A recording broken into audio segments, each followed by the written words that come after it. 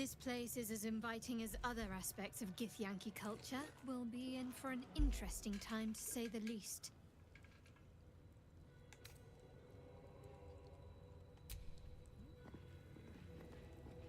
Sentries to arms! Istik, state your purpose quickly. Stand down, Gish. Is it not Vlaakith's command to welcome her faithful? I expected no visitors, faithful or otherwise. Why have you come?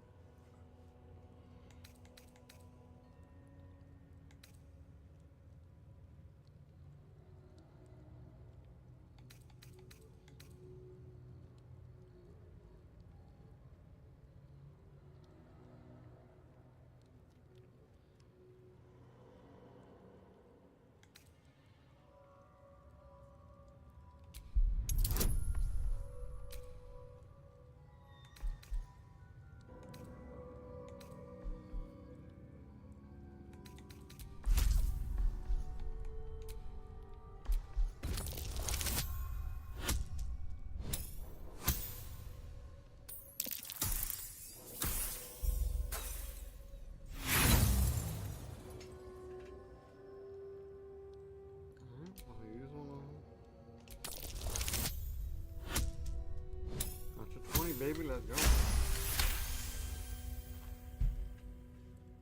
We are aware, and it is dire.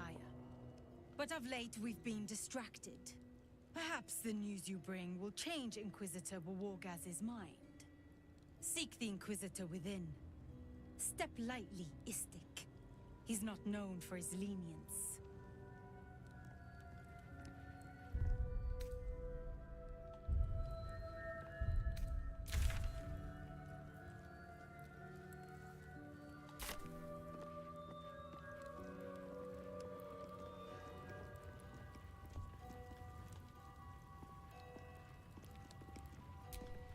Stop meddling where you aren't wanted, Istik. You may proceed to the crash.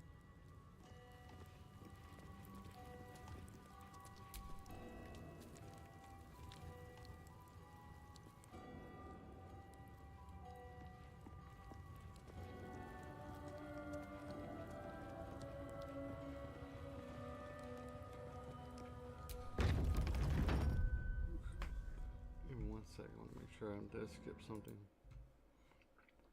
Left, resolve the puzzle, enter, grab late tender. When the turrets spawn, you can shoot them, and you shoot the trap. Go here, you can find a chest. Here, there is a very good item to steal from an NPC. Okay, right over here. You go down. Now in this part, when you reach the basement, once you loot everything around late tender statue over here, okay, behind the statue is the entrance for Crash, the second entrance for Lae'zel's quest. Now it's your choice whether you want to enter from here or you want to enter from here. It leads to the exactly same map. The most important thing here was to resolve the puzzle upstairs and to get that small part that's gonna open up for you for the Crash map. That's the most important. Now where do we go? We go to the final map of Act 1. And when I say final, I mean final.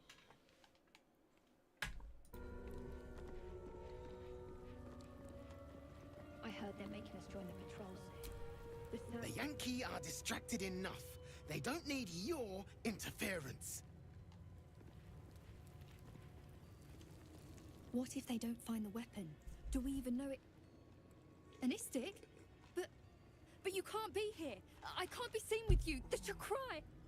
Quanirel, the Inquisition have more to worry about than who you talk to in the corridors.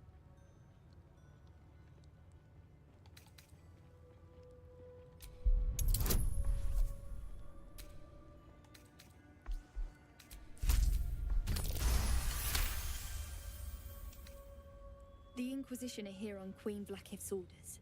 They're searching for a weapon that could finally destroy the Gate. Quanirel, keep your mouth shut. You're going to get us in deep skva.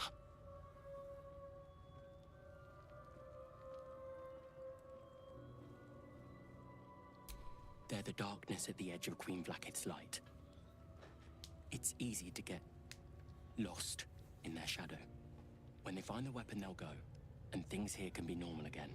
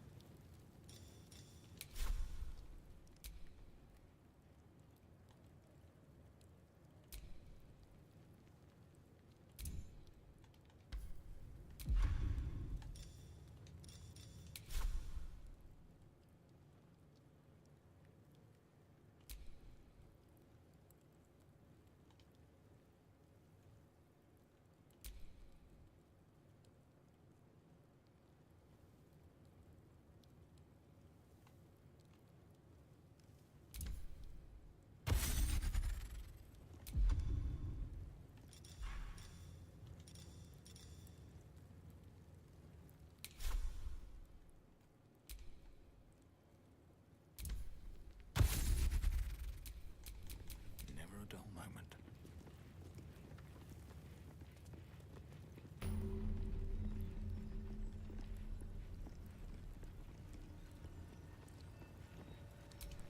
On second thoughts, perhaps an inquisitivistic would make a good practice dummy.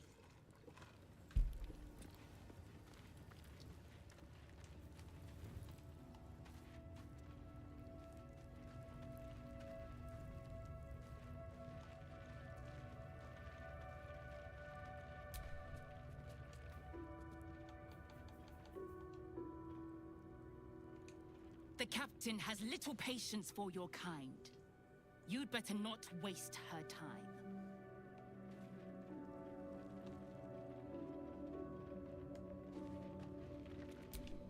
Ugh, blood, rust, scar. There's a Is pretty there no one. odious substance not smeared on this delivery? I'd heard this plane was disgusting, but I didn't think it would be like this.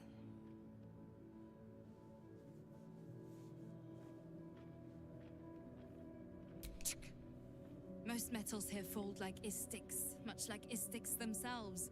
But if you're so keen to extol their virtues, you can pay accordingly.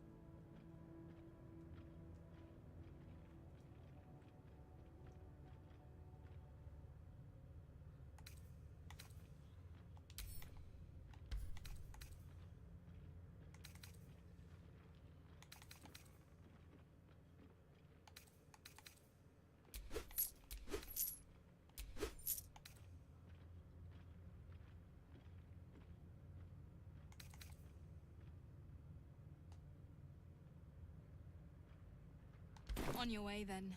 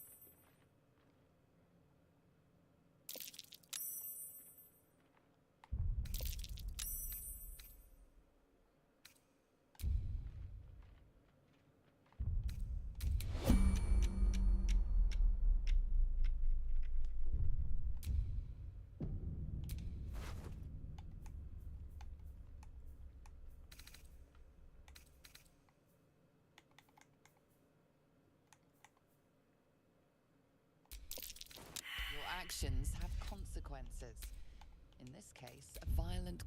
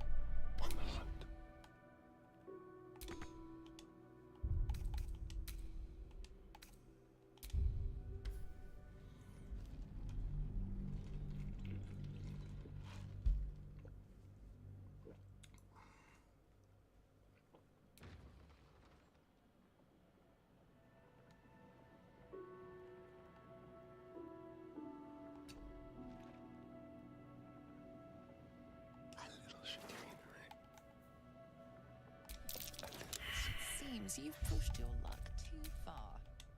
Time to defend yourself.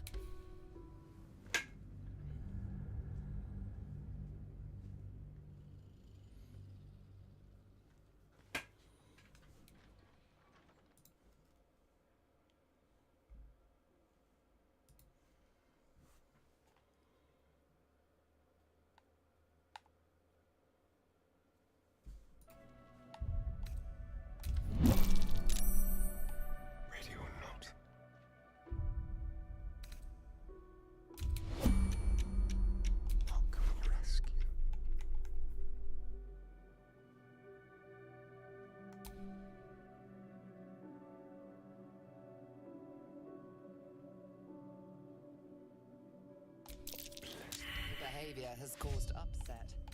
Now a fight is unavoidable.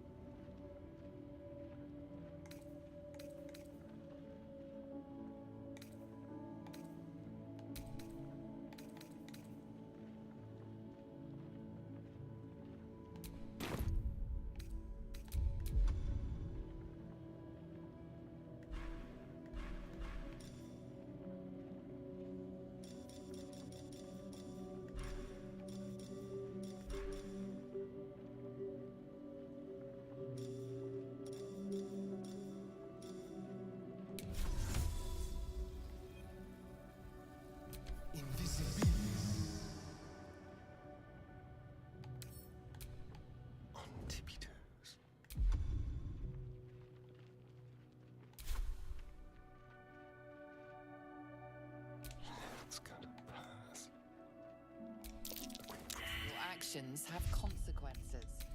In this case, a violent I'll try one more time.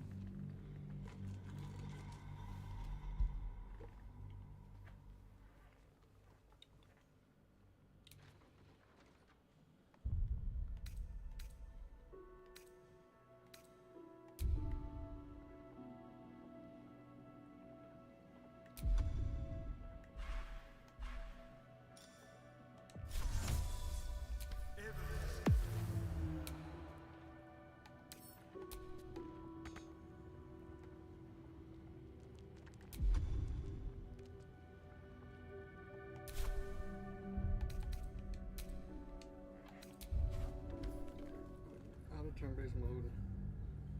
Go invisible.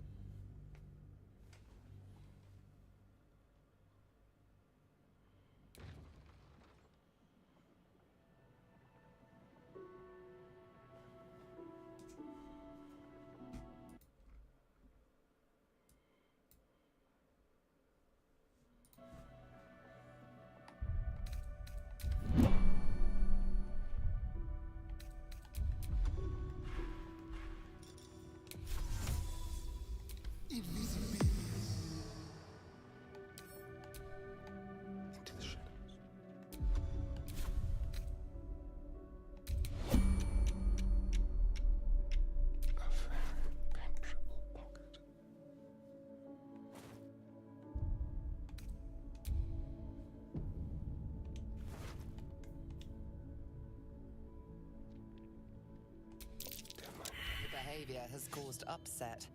Now a fight is unavoidable.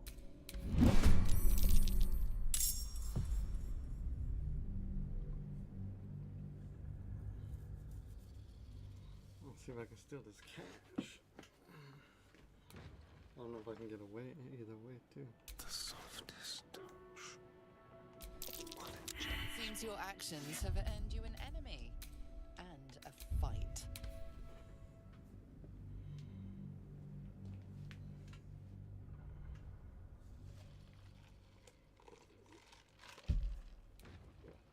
It's a mild larceny.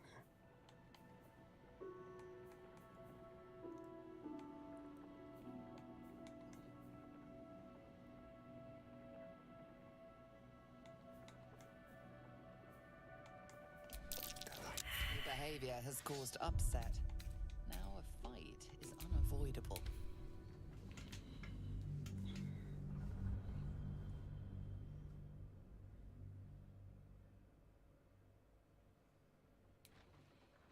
Let's have a rummage. There's no talking your way out of this. You'll have to defend your actions.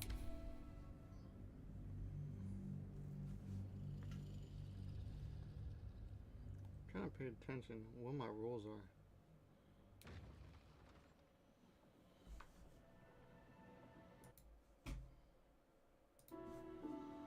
Don't look now. There's no talking your way out of this. You'll have to defend your actions the old-fashioned way.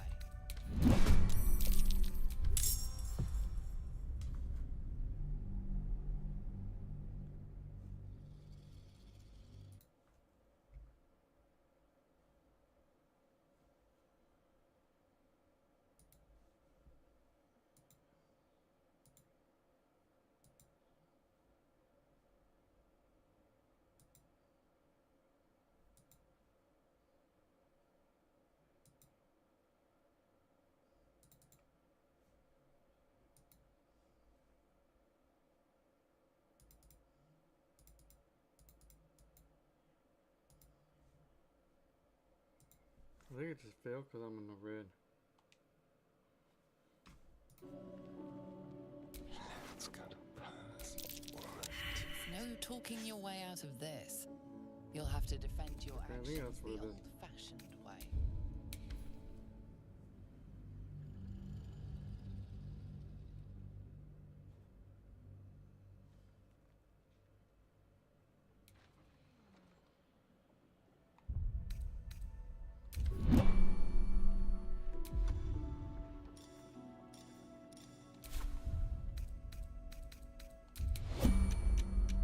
The softest touch.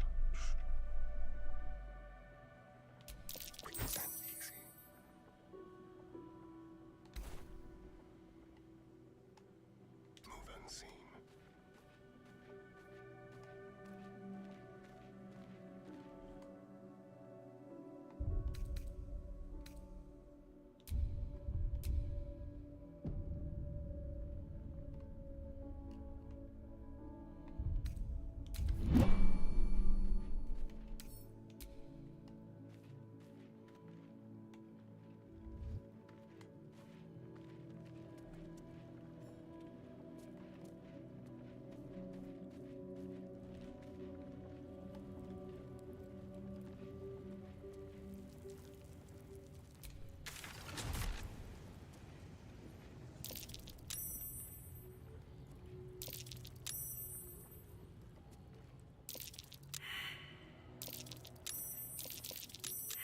Thief's been picking pockets near here. This would be a good moment to explain yourself.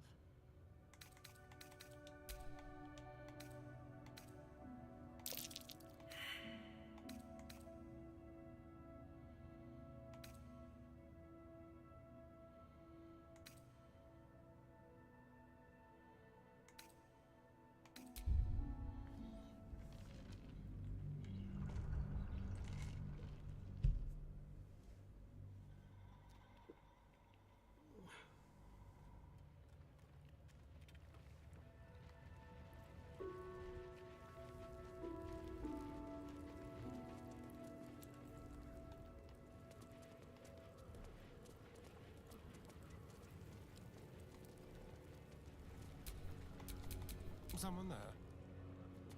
Let's keep to the shadows.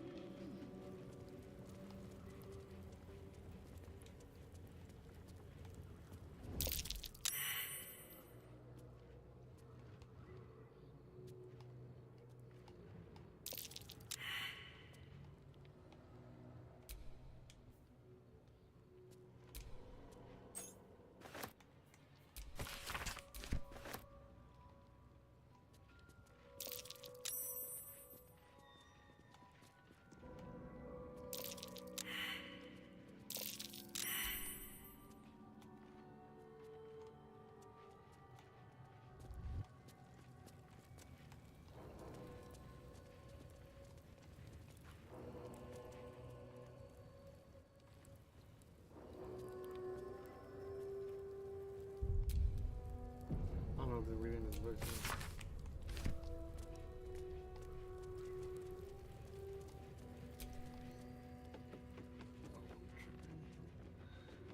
I'm still my money back for sure, though.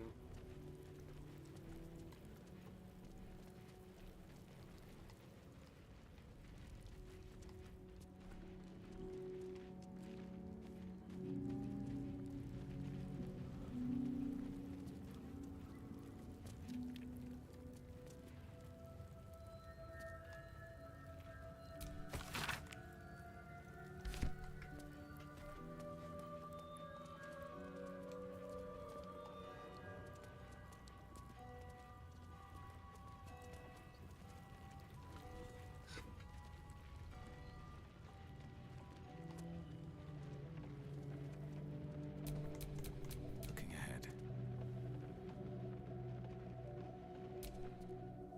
I see they're letting even istic mercenaries in these days.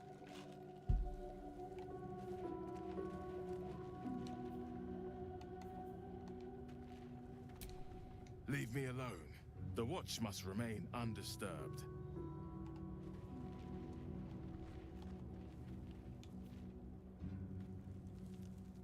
It's a good ass crossbow.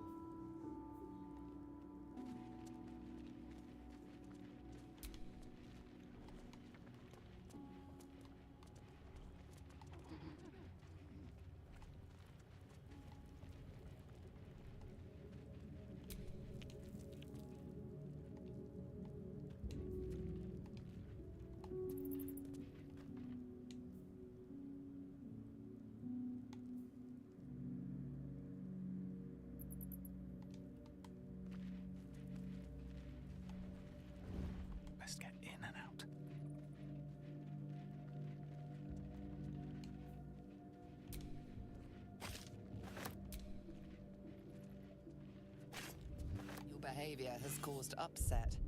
Now a fight is unavoidable. Terminate.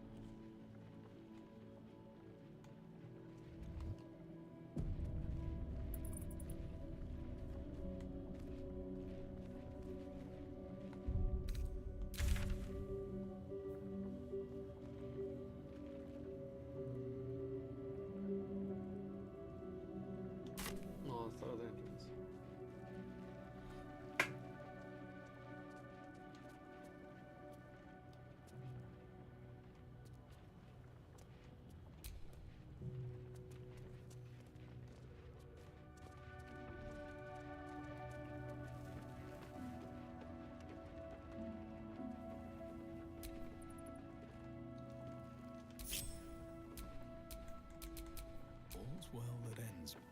Not as bad as it could have.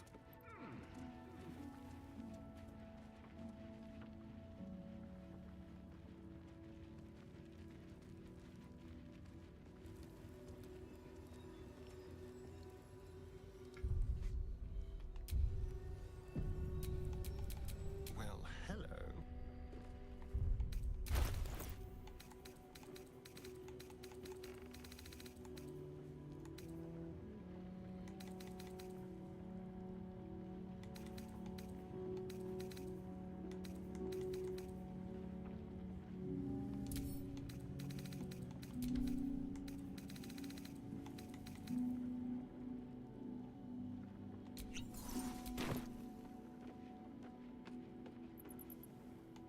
Leave no trace.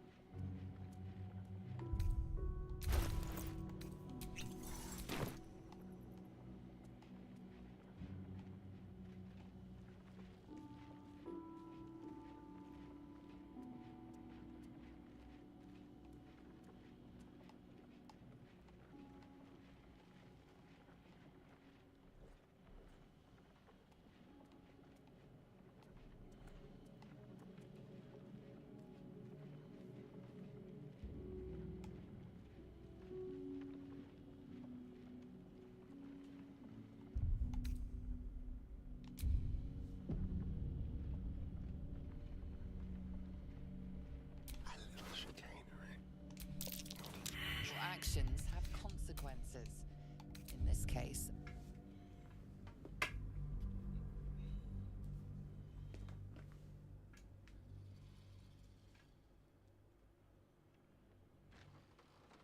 Don't look now.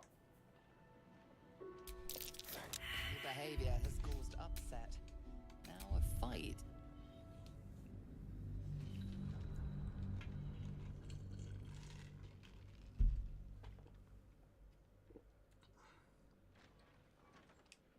What can we rescue?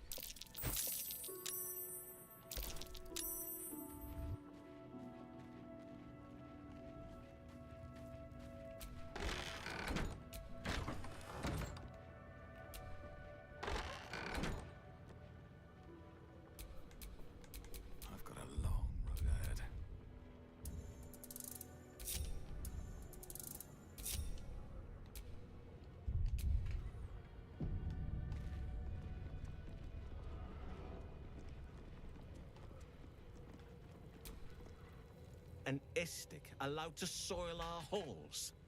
Chicken.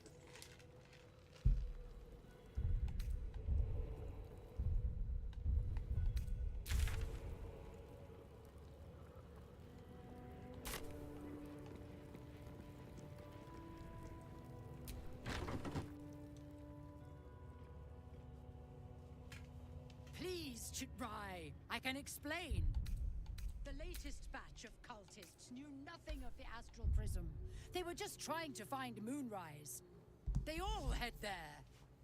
My Gish have drafted plans to assault the tower. They are ready to fight, Chitrai.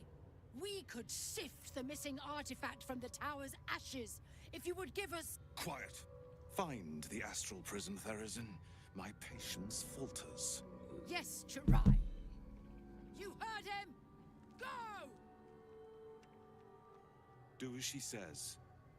She remains your Kithrak. For now.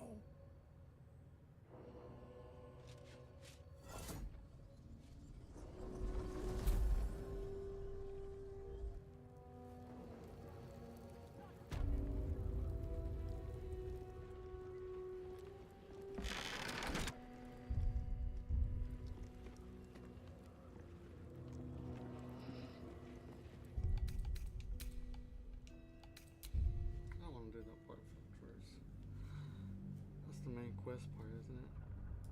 I don't want to explore.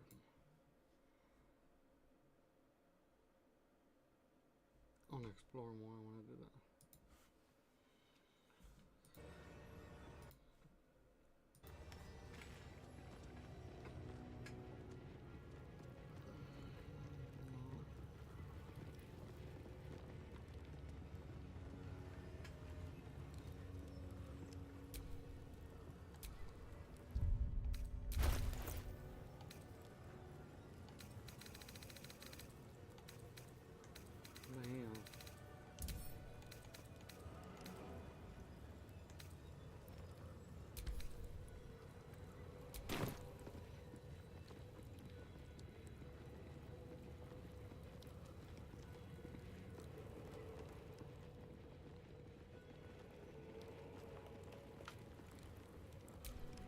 Now Istik wander our halls at their leisure.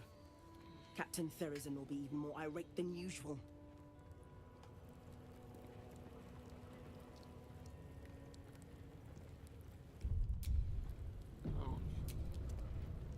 This imposing portrait depicts a powerful Githyanki warrior, undeniably regal in her mien. Vlaakith herself. She is both the sun that blinds us and the void that contains us. Praise be. In the corner of the painting is a small symbol you can't quite place.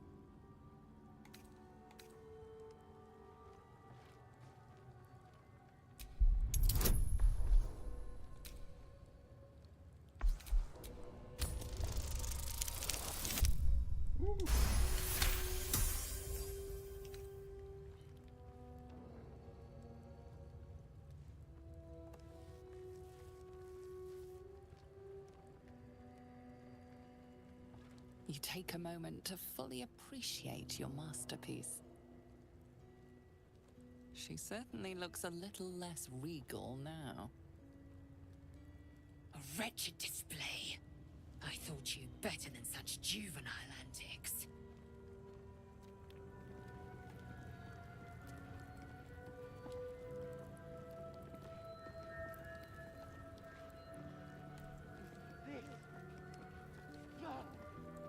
Get rid of it before the Inquisitor sees.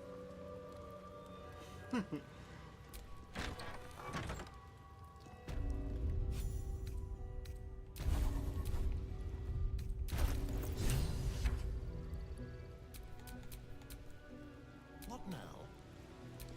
Assume nothing.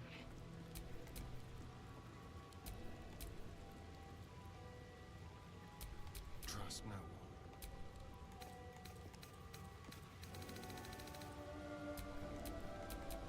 Shouldn't have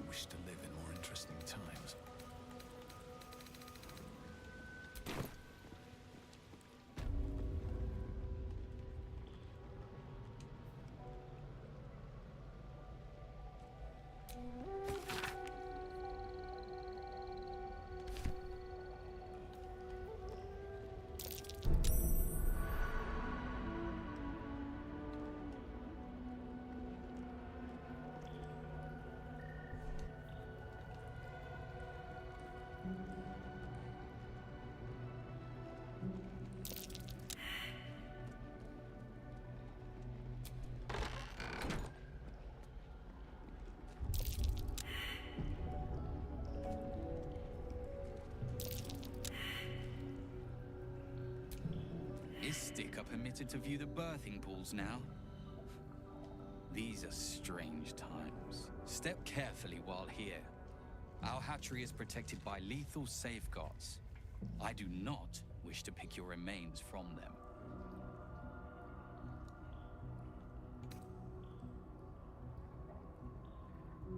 Amusing. You may speak to the Varsh if you wish, but stay away from the egg. There will be no second warning.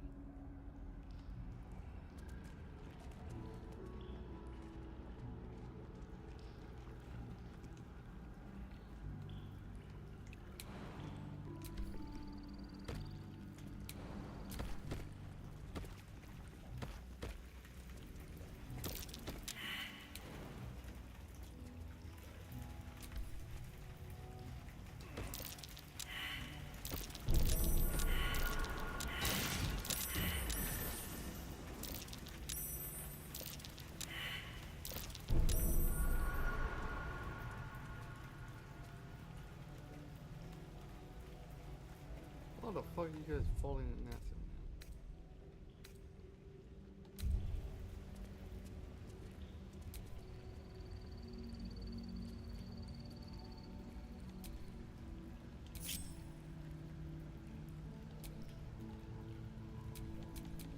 No time to dally.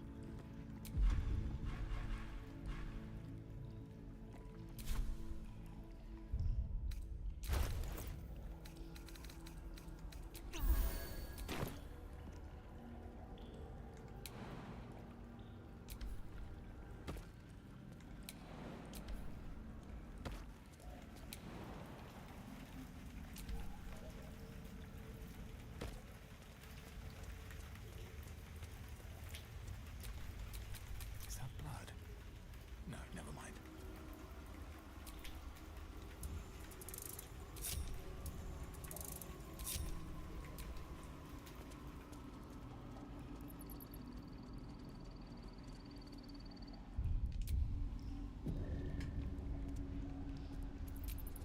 You can tell Kithrak Therazin that my position has not changed.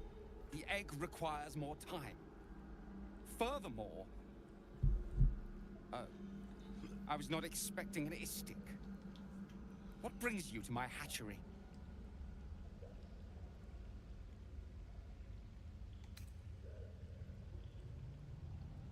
Someone with orders from our commander to destroy this egg. Almost all of the eggs in his clutch have hatched. We await only one more, which is taking its time. Failure at the first hurdle of existence. Most caretakers would crush it and be done. Most caretakers would not give the child its fair chance. But I shall. There could be greatness in that shell. You note that the hope in his voice is tinged with weariness.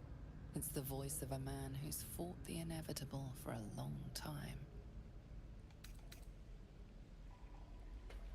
This seems like an awful lot of stuff for one egg.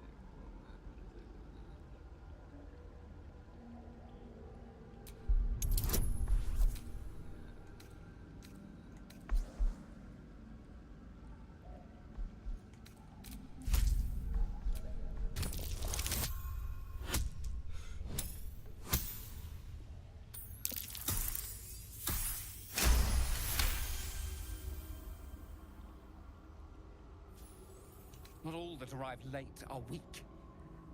I created this entire hatchery, despite being the last of my clutch to hatch. They almost drowned me in the hatching pool, if it wasn't for the Varsh of my clutch. This one deserves the same chance.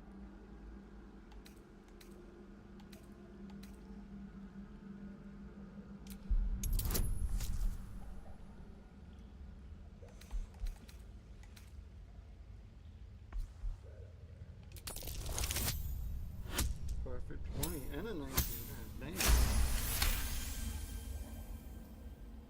You? What do you know about Githyanki child rearing? Still, the captain's due for an inspection any day now. And if she sees it here... Tell me, What will you do with it if I entrust it to you?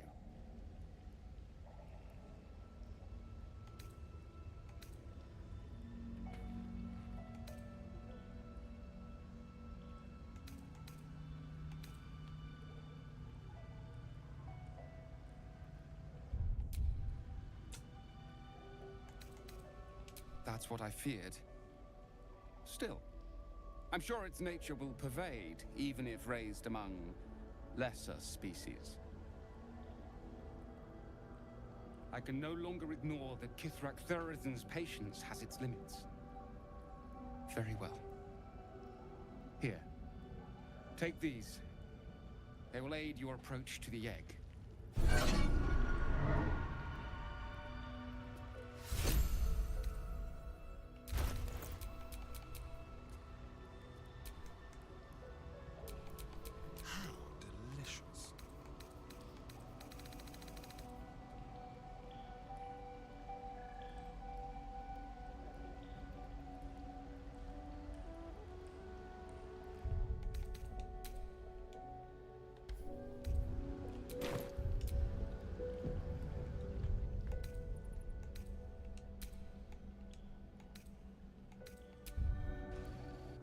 I kind of want to see what happens if I say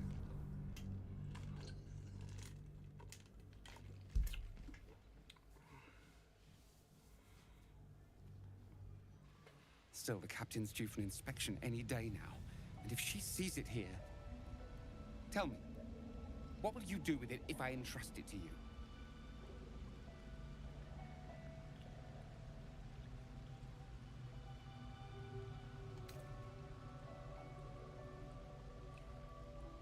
No, you will not!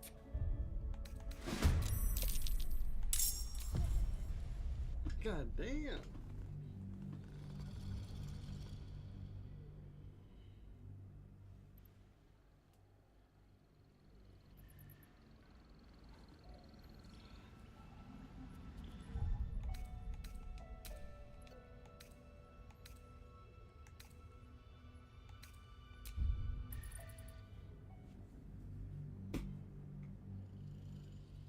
That show's funny.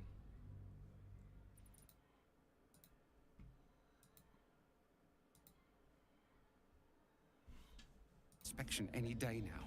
And if she sees it here... Tell me, what will you do with it if I entrust it to you?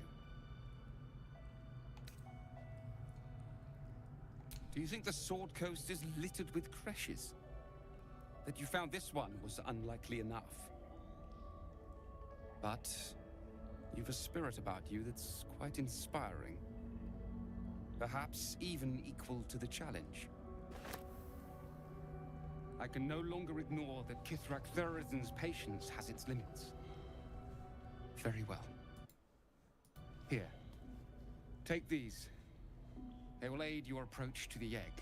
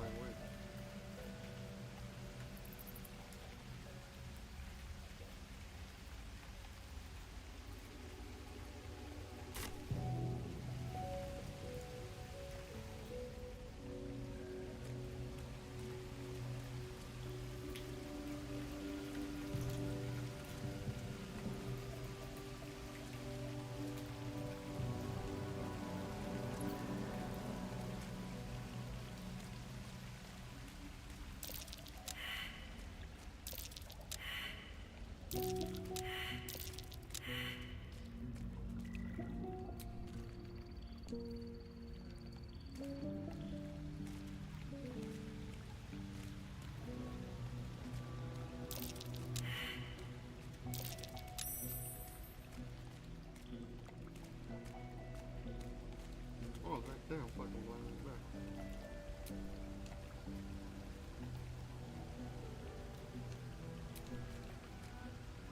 Large green egg with an uneven shell. You can see a vague outline of something within it.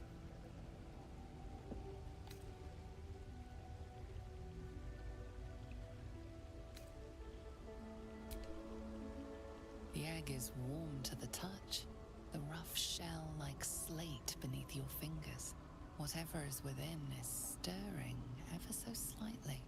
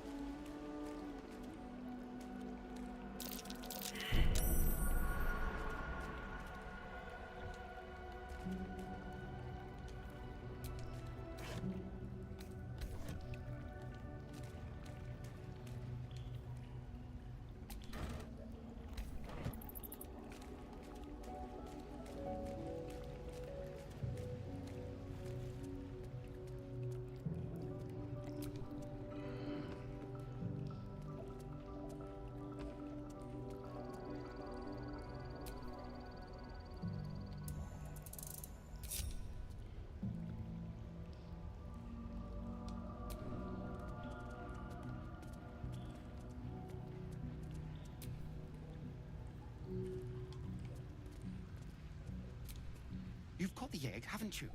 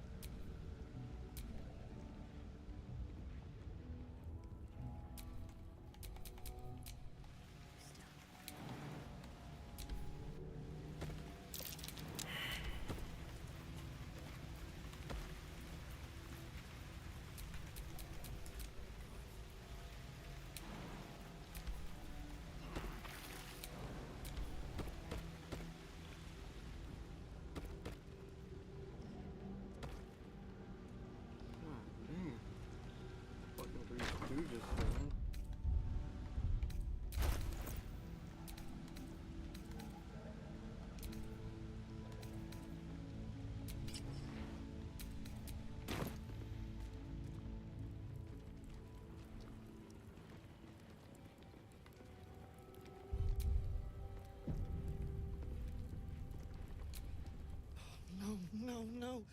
Oh, the Inquisitor will have our necks for this.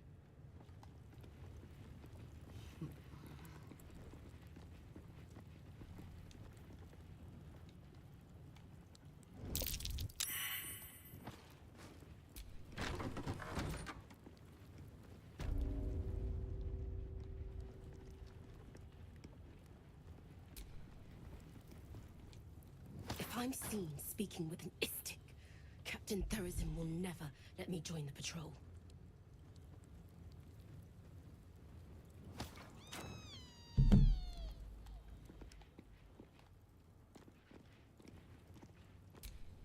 Not now, Kachuki! We're busy!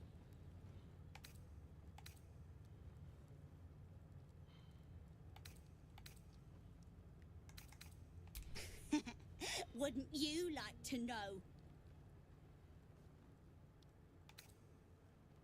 Oh, the Istik wants to play. What do you say, Rajak? Shall we play with the Istik? Yeah, let's play. Kachuki. Go play by yourself.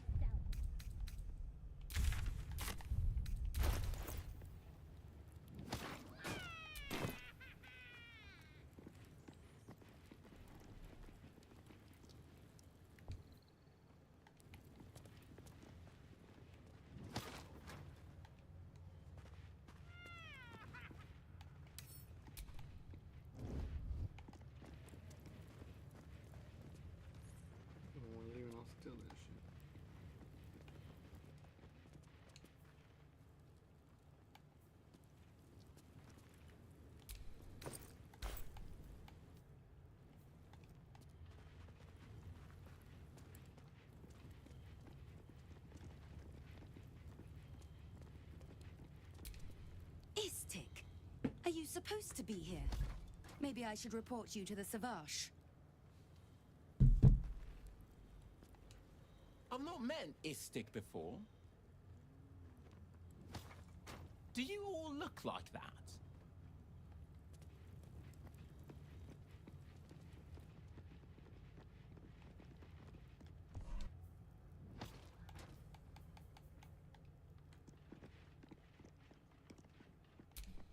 Causal Streamer employs some intensive methods for a healer. What business have you in a crashed dormitory, Istik? Move along.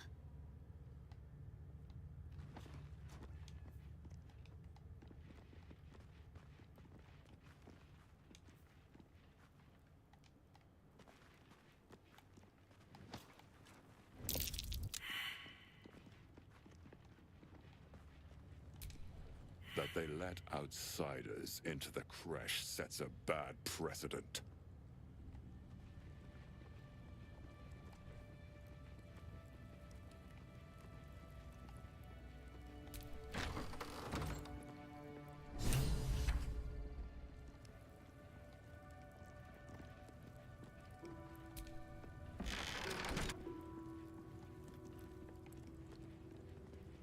There's a parasite nearby.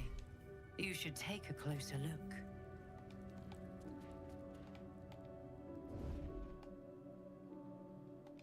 Let's see what you're hiding.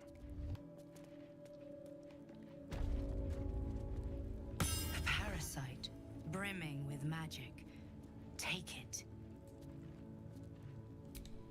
Vertical incision from pineal eye to end of notochord. Intestinal coloration consistent with samples 231 to 259. Do you have a question? Or are you just going to stand there gawking? I am a child of Gith, not discarded rat flesh. Am I not due your respect? Perhaps. Perhaps not. Let the Istik with you speak, and I will decide what respect you're owed.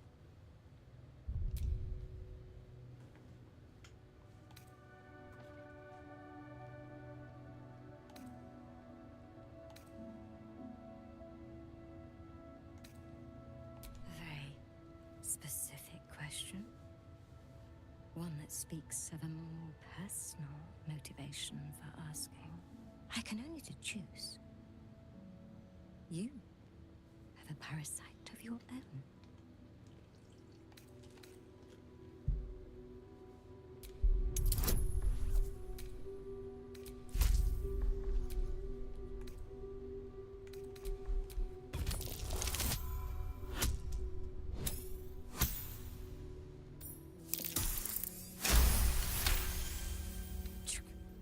Curiosity without toil is like a broken viewing glass.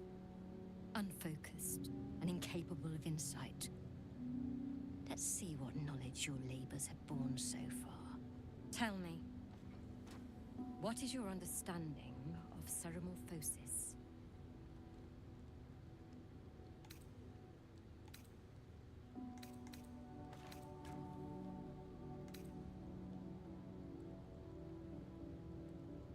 The stupidity encouraged on this plane never ceases to amaze me. Listen carefully. The tadpole is a parasite. Once it consumes enough of your brain matter, it instigates an excruciating transformation. Every fiber, every sinew of your being is torn apart and reformed into the repugnant flesh of a geich or illithid. That is ceremorphosis.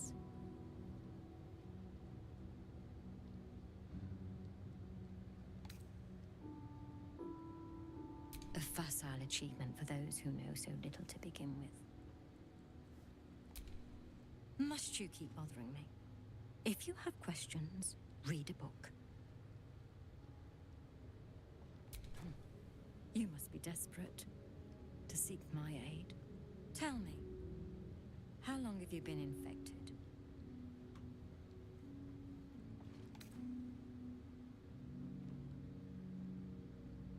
Fascinating. So you're conscious of your infection, but showing no signs of cerebral impairment. Either your tadpole is special, or you are. We must find out which. Go to the Sathisk. I will ensure you're cured.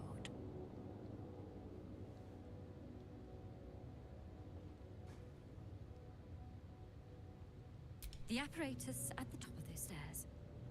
Quickly now. Time is of the essence. Yankee rarely experiences this. You are very lucky. Honestly, I don't love walking into a den of killer Gith warriors. Especially not with the you-know-what's still wriggling in our heads.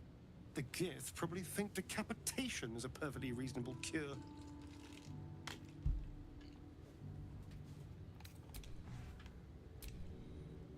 Well, my day just improved. Did you want something? Ah, exactly. This place is enlightening. My own creche, Kalir, is remote and sunless, cloaked in the silence of wild space. My Savage would find this one altogether too genial.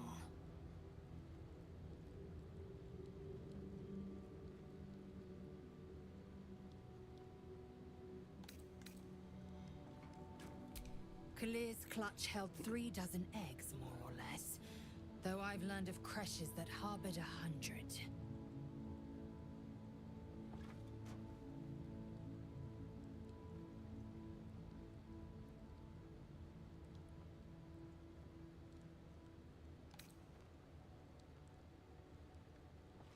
Shukiani, Githyanki chosen by Vlaakith herself to bear young.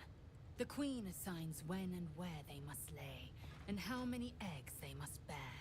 The Shukiani pass their eggs in the material plane. In the astral, time barely passes. It is a meticulous process, carefully timed so that the eggs hatch at once. Humanoid. How I despise the term. Githyanki are quite superior to humans. Our biology slates state that Githyanki came to lay eggs after we escaped Illithid enslavement and took to the astral plane. It's an asexual process, a favorable change by any estimation. Hideous to imagine a life where I couldn't partake in the pleasures of sex without the looming threat of bearing children. Go on then.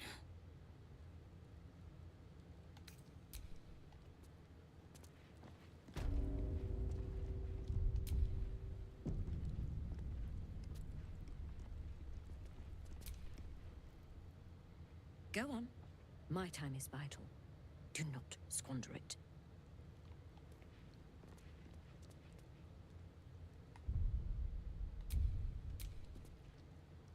The device is strange, made of taut flesh and pockmarked metal. It waits for something. The Sathisk. Vlaakith's purity distilled. My duty. My right.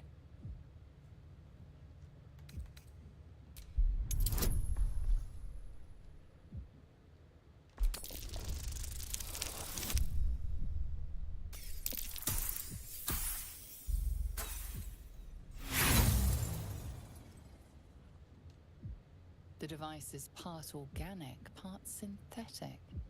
But you can't tell how it was made, or how it works.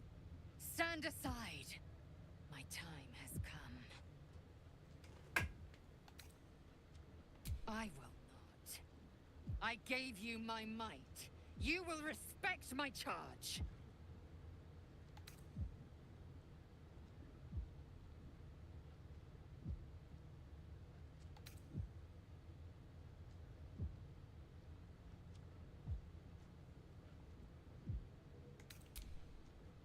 You walk the line between confident and arrogant. A beguiling turn of events. Go on, into the Sathisk. I will follow. The device is strange, made of taut flesh and pockmarked metal. It waits for something. You feel your parasite stir. Do not fear. My experience in operating this machine is unparalleled. There is nothing on any plane stronger than a Zathis for curing unwanted afflictions.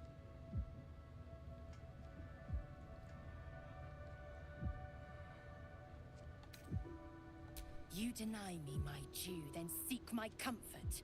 Bah! Sit and be pure.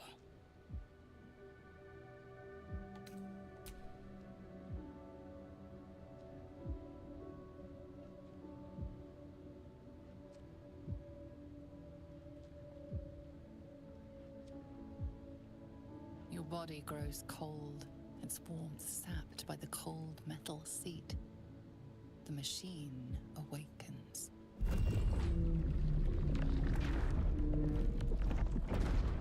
You must focus on the parasite at all times. The Zathis will do the rest.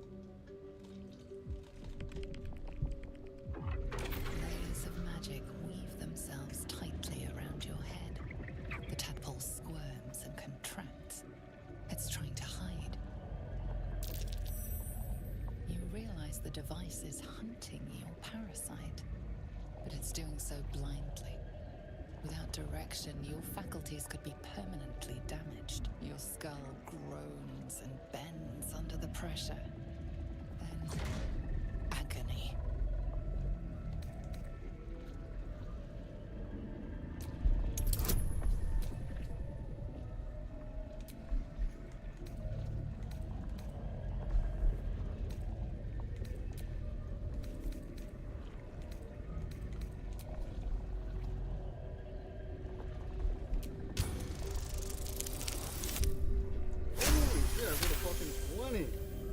Through waves of torment, you search for the parasite's lurking presence.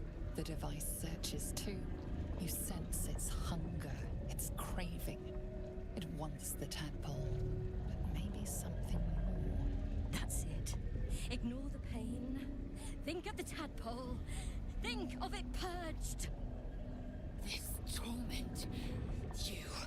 You must persist. You must be cleansed. The parasite burrows deeper, sinking its teeth into your brain's exposed tissue. It sucks greedily. You feel yourself ebbing away, while the parasite only grows stronger. It's evolving.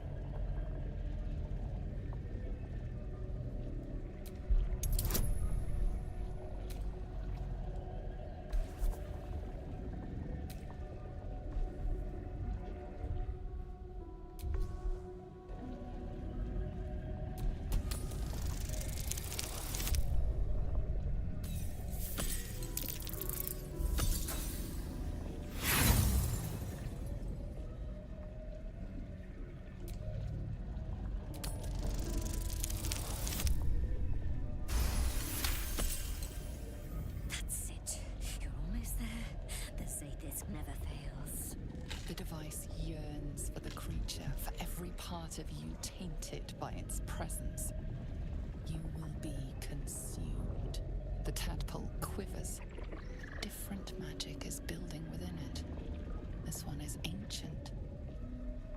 Rotten. No! No more!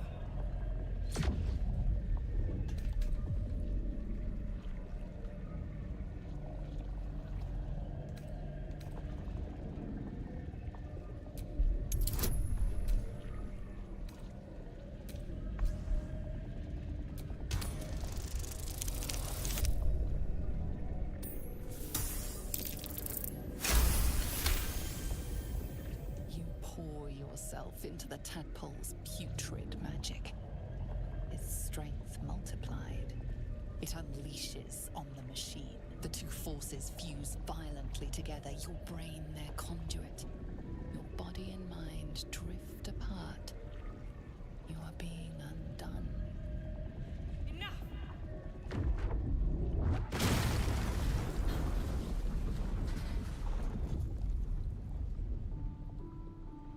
The room swims back into focus.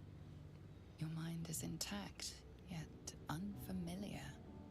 Inside it, the tadpole lives on, and you feel different. No!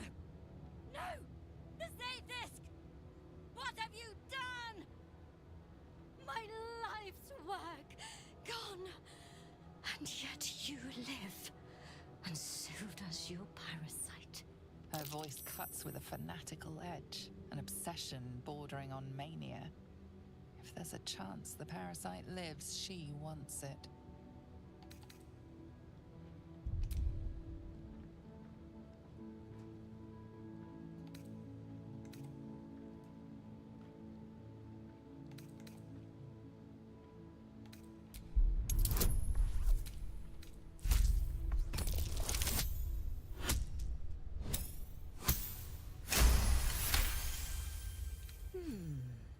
The Zaythisk must have damaged you when it was destroyed.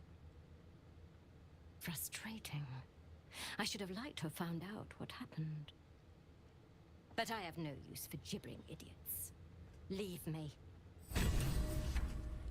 No! I followed the protocol! I must be cleansed! Incredible. Your parasite is even stronger now. Skvar! The Zaythisk. It might have killed you. I felt your torment. Someone must have tampered with it. An aberrance I can't begin to comprehend.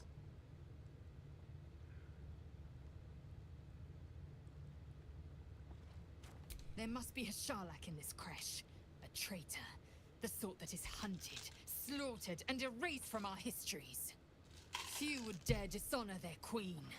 Fewer still would be so brazen. Now hurry. We must go to the Charai and inform him of the Zaythisk's tampering.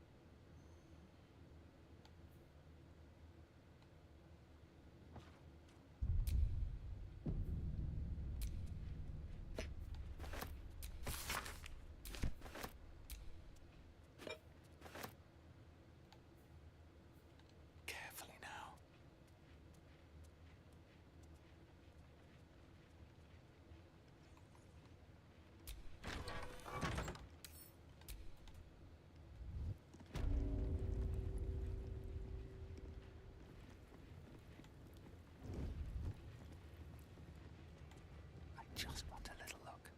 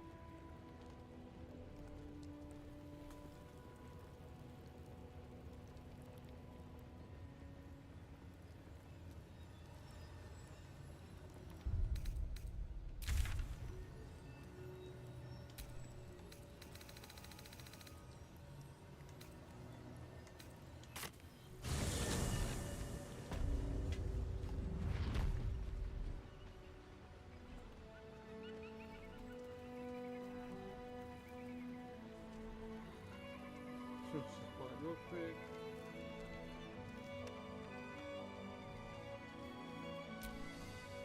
I trust that an early payment has ensured swift action. What news of the Githyanki egg?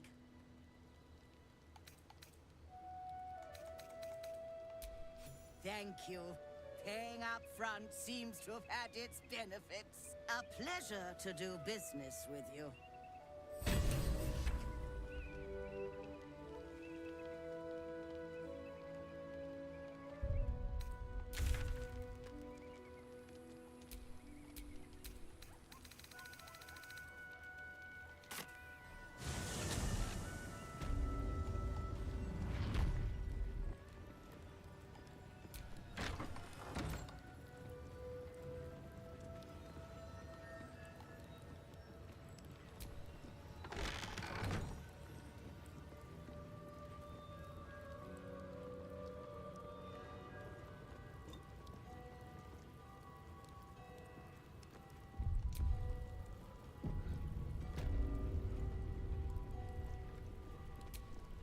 Are you here to learn from our Savage? He's so powerful and wise. No wonder Vlaakith put such faith in him.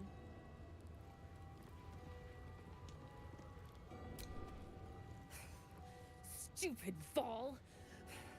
Why didn't you just kill me? The Savage will make our lives miserable.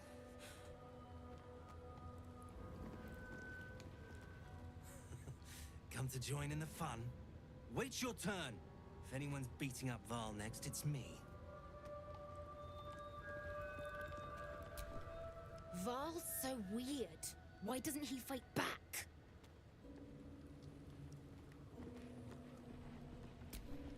Want to watch Val get punished? He's in so much trouble. Are you here to see the Savage? He's over there, but he's in a bad mood. We're not skiving. We're just waiting for our lesson to start.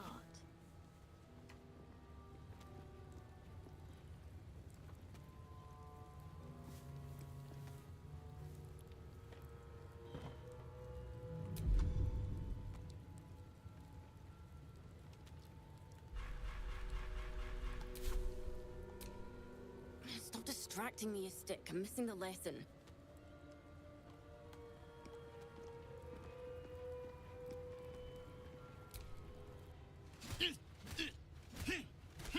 Shocky! Why do you keep hesitating? My instructions were clear. Because they don't make sense. Killing each other like this. It's stupid. Or for you... Silence! It seems your childish prattling is attracting an audience. You fight again. This time, daggers only. And to the death, as instructed. Who wants to challenge this sniveling Istark?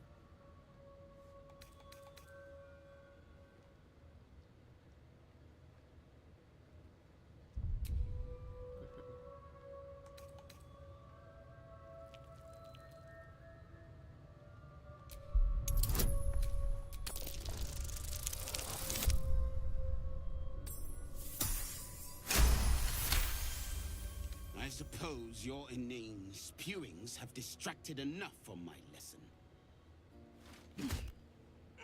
Go wet the swords. I want them sharp enough to peel a Gake's eyeball just by looking at them. I hope you prove as weak as this should we meet on the battlefield, Istik.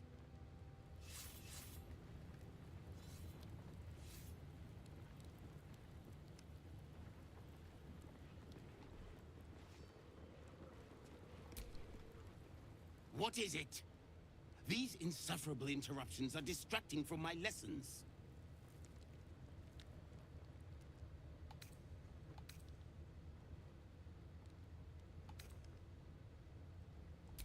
For his sake, I hope it was the Illithids infecting this region are not to be reasoned with.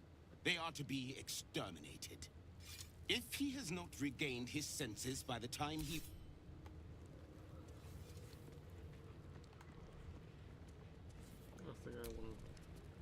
That was amazing.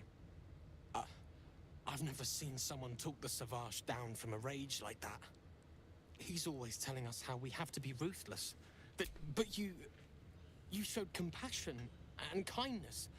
You're just like... Never mind.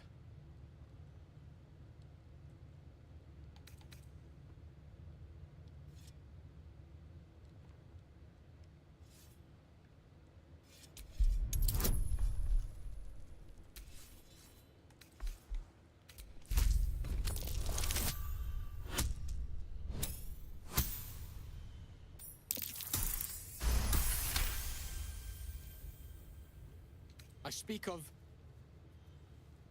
Orpheus, the true prince. He's so strong and wise, and he rides a comet. A comet! We're forbidden to talk about him. They say Vlaakith knows if you even think his name.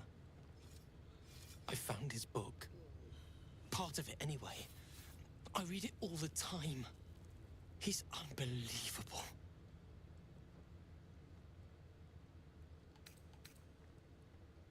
What is it? Is this another part of the book? Are you mad? This legend is a heresy to my queen. Merely uttering his name is enough to tempt a violent fate. These words. There's so much more to know about him. I can't believe it. Please, let me give you the fragment I have. Thank you, Rastil. Razerai ka tafkin crushed.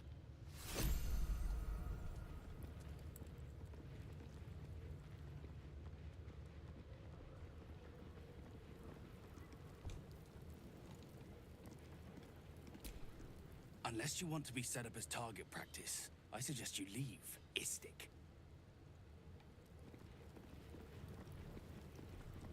We're not ready for fucking kill.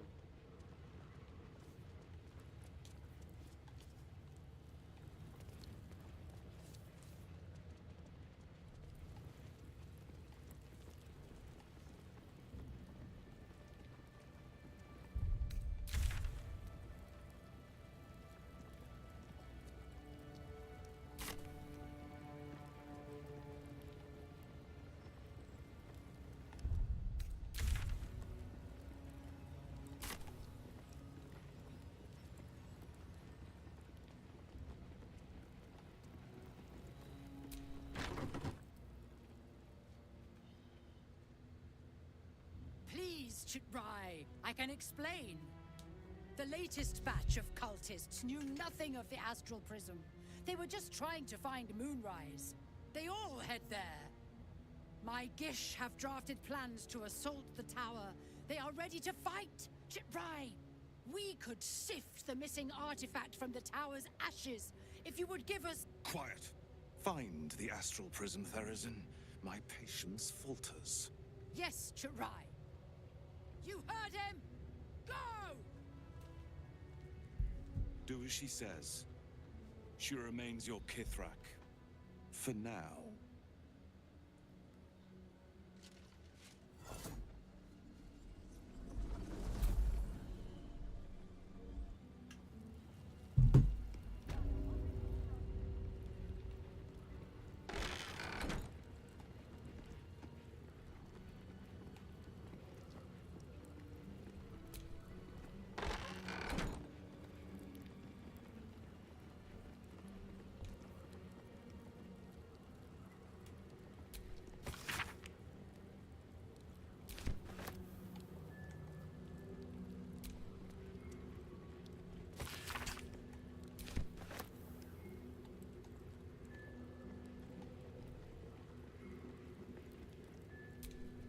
I'm not here. Speak to the captain. Let's see how well she handles this.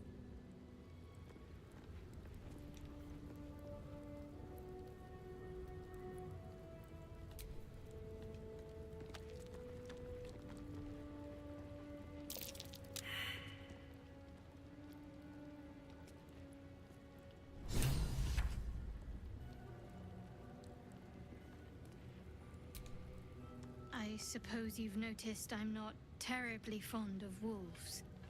They're ravenous predators with fangs like daggers. It's hardly an irrational fear to harbor. You've been decent to me so far.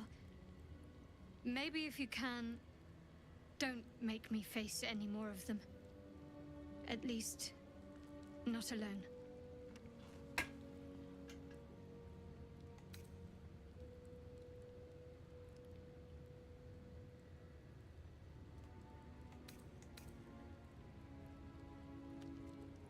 You're unlike the Mother Superior, then. Maybe that's what I like about you. You're different.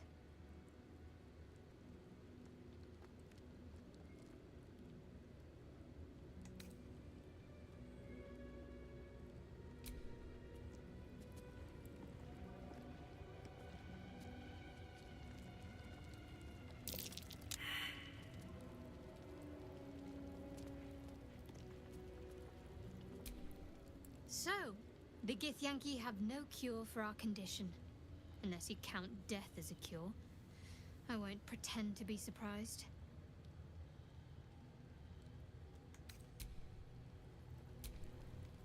I'm not surprised that the Gith's insane device didn't remove our tadpoles. I'm just disappointed.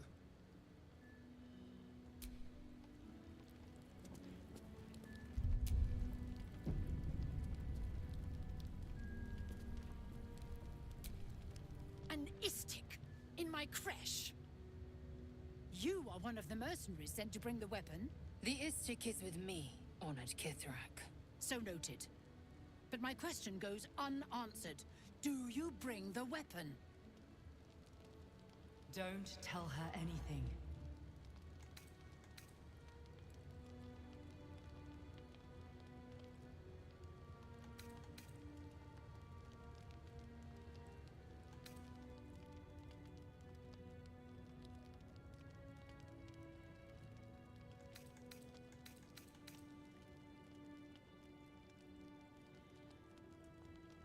You are mistaken. The hunt for the weapon is the Inquisitor's folly, not mine. But it is not your place to question orders. You are one of the mercenaries we engaged, are you not?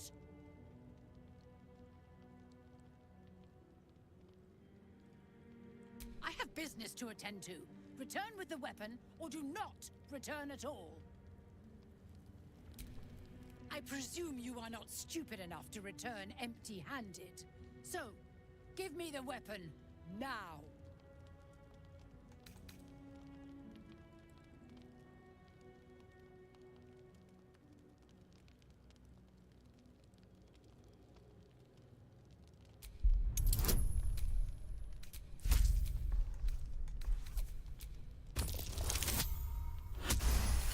We got a fucking one?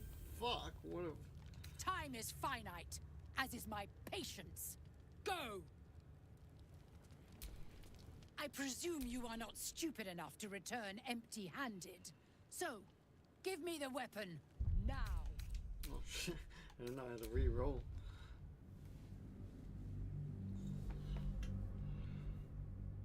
I didn't want to kill her for that weapon, but I don't know.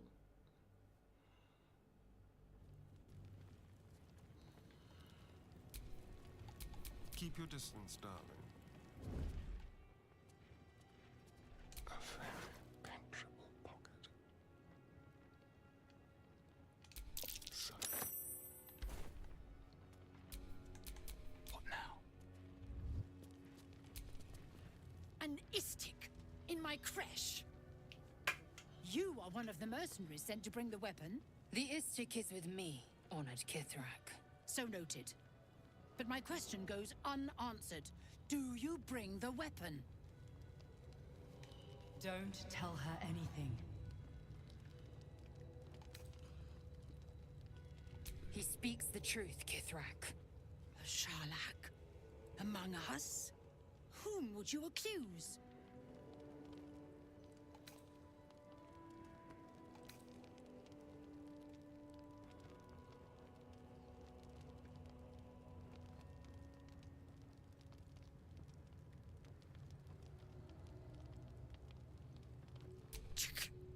Vague allegations and undue demands. A poor introduction for an unproven istik. The very same said to hold the weapon we seek. Shema Zala Vlakith. Give it to me!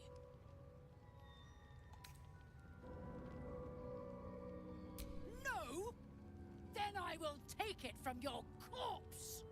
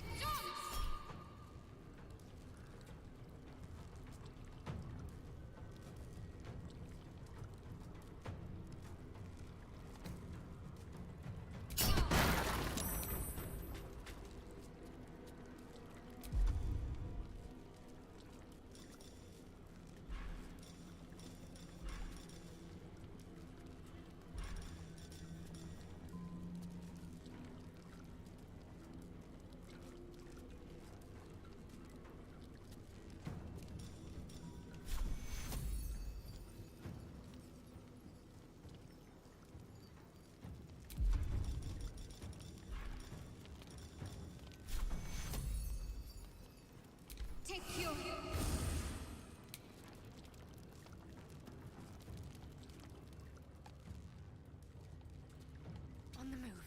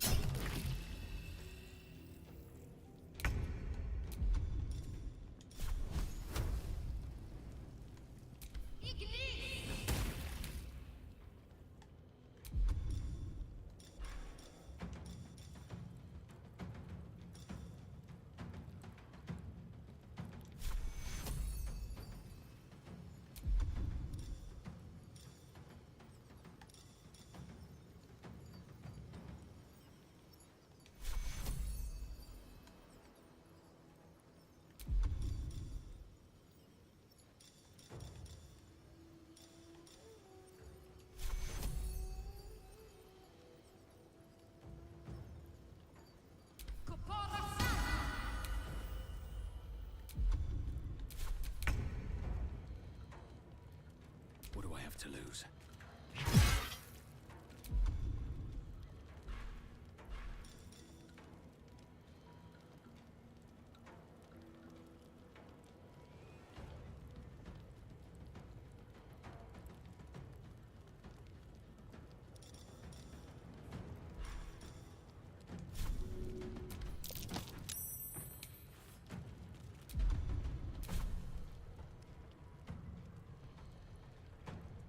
Slow down. I am fury. I am death. Let my name be known.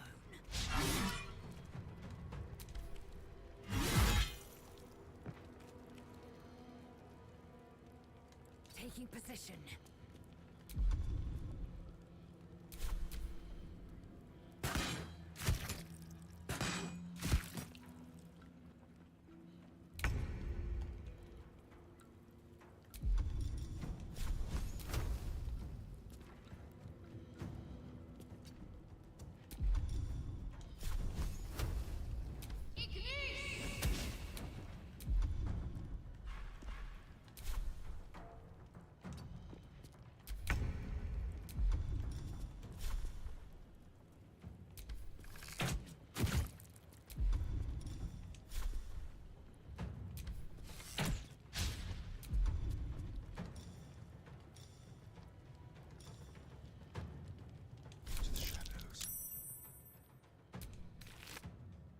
Well, so much for peace.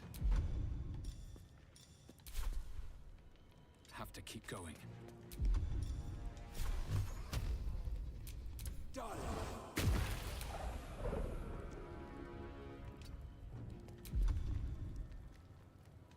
Victory awaits.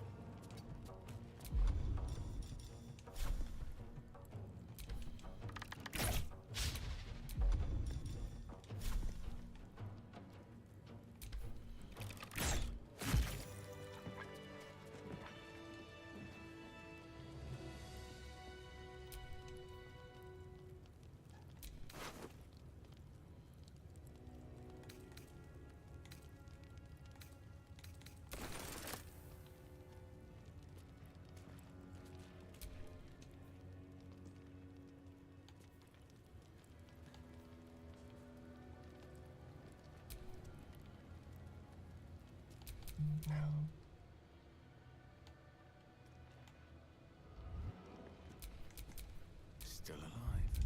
So that's progress.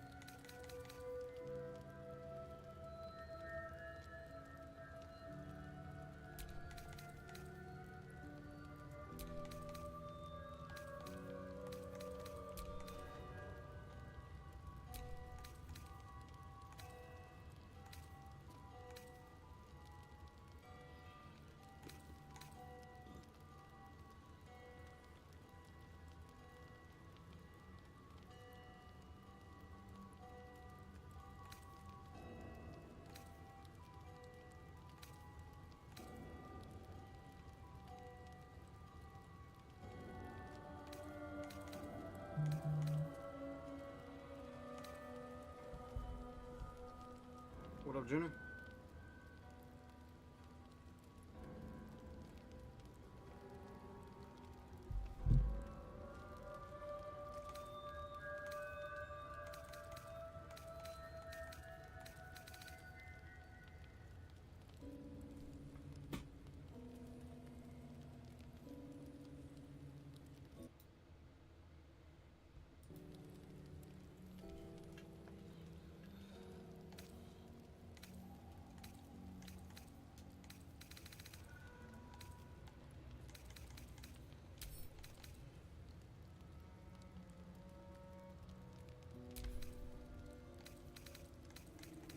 Still so heavy though.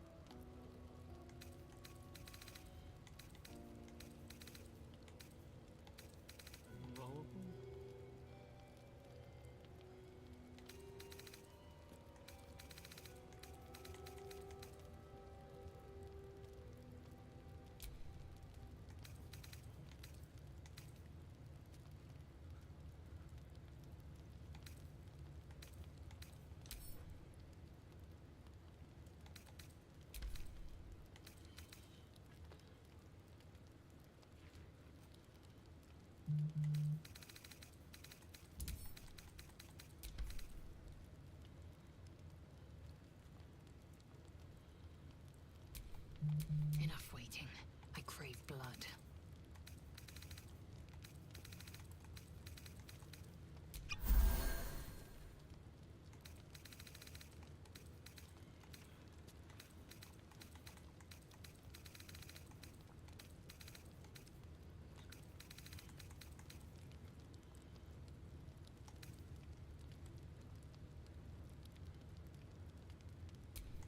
What to do?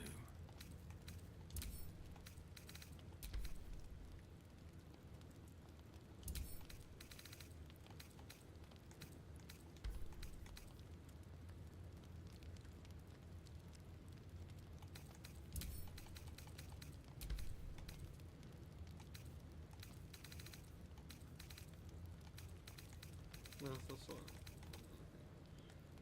Great sword.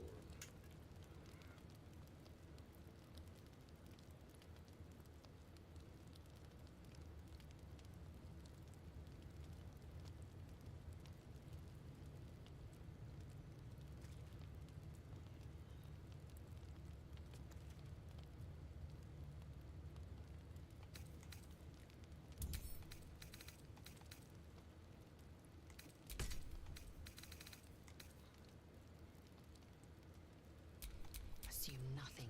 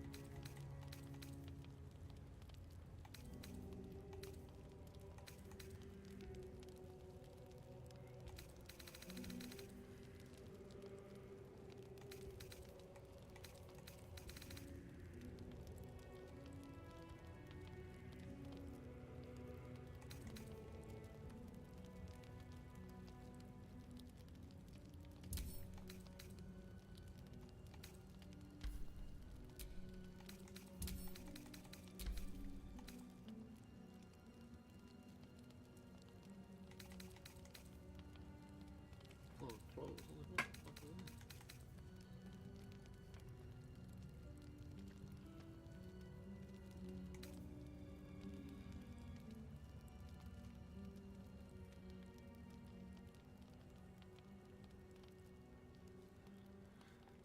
Hologram bonus button.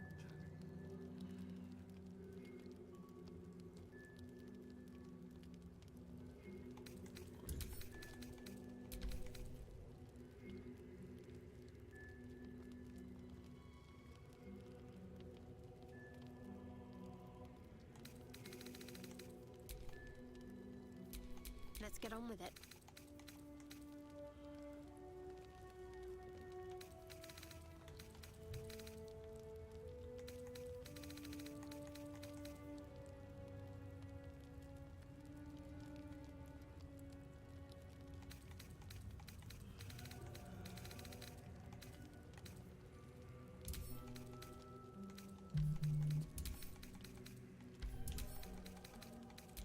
Send her to camp.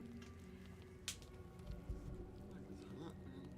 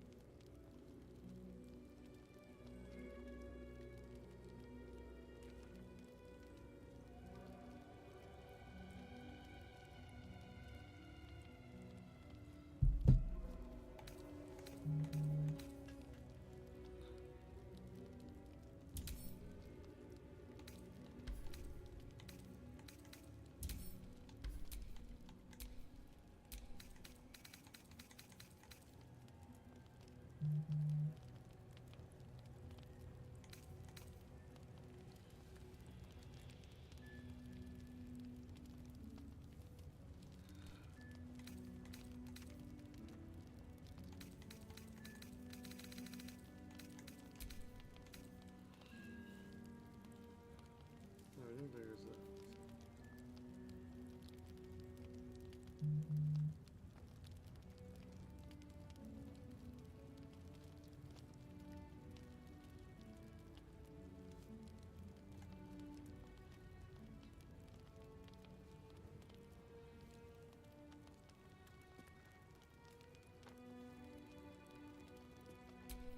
So someone with low dexterity. Action, not reaction.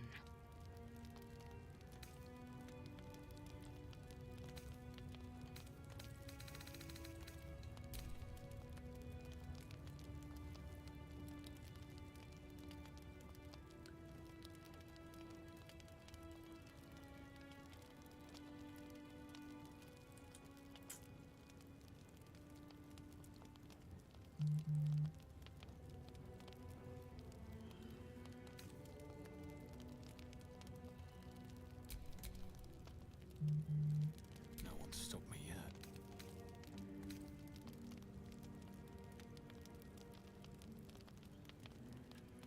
That can give me a boost too.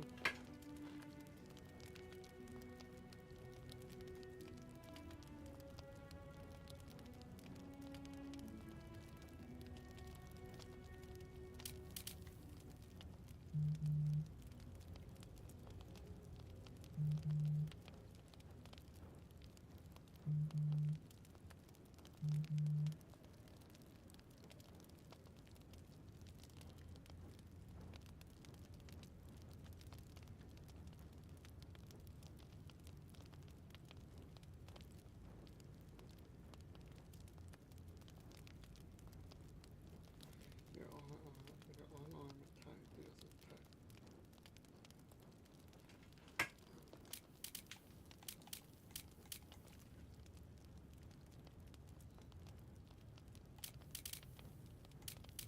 I guess Scorching Ray is what?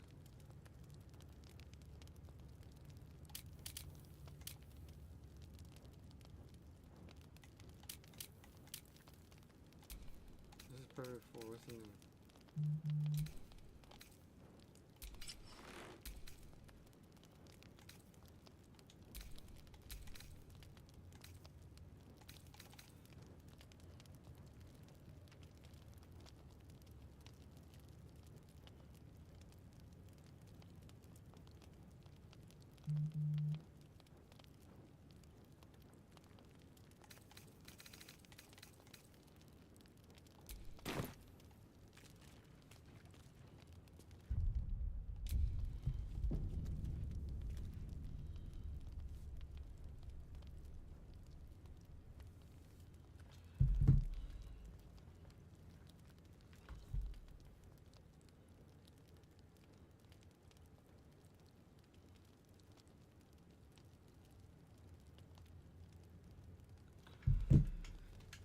Fuck, it's hot in my room, man. Alright, just did that. No, I saved, right? Let's loot this place. Now my question is...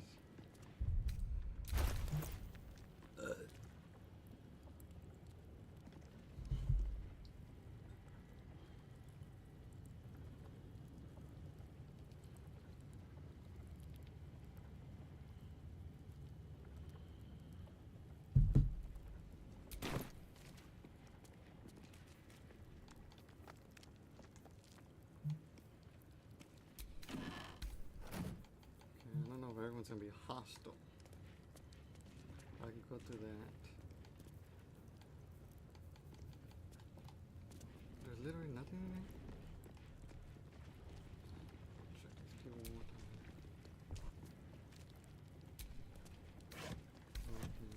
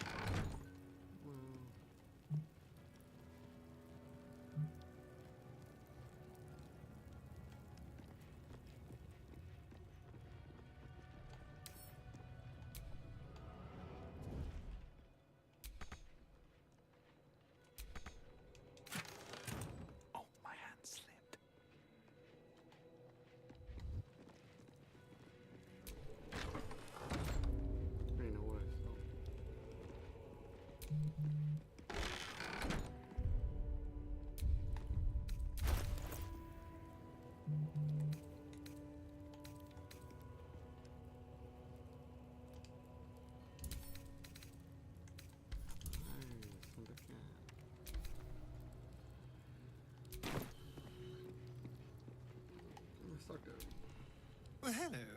What can I do for you? To the Inquisitor at the creche. The Sathisk's failure must be reported.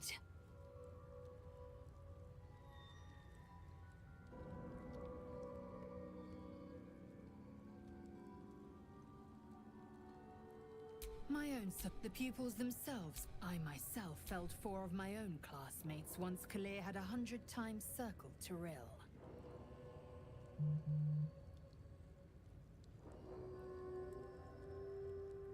Not every life is equal. My people have no use for cowards. Every trainee that I slayed was either too weak to withstand the lessons, or was cocky enough to pick a fight they could never win. Their lives were not precious. They were a blight that required expunging. The Githyanki are only as powerful as their weakest warrior. Jaquith de Venzir, the termination of the frail, strengthens us.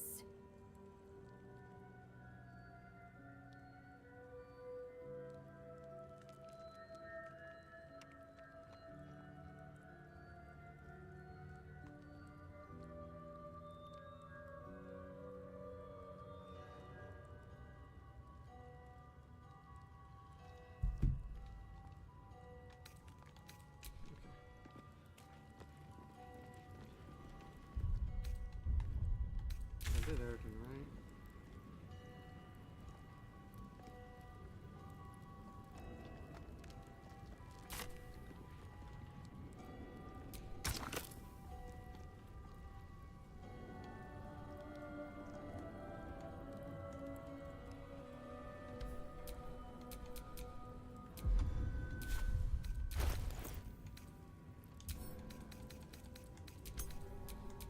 Still breathing, despite everything.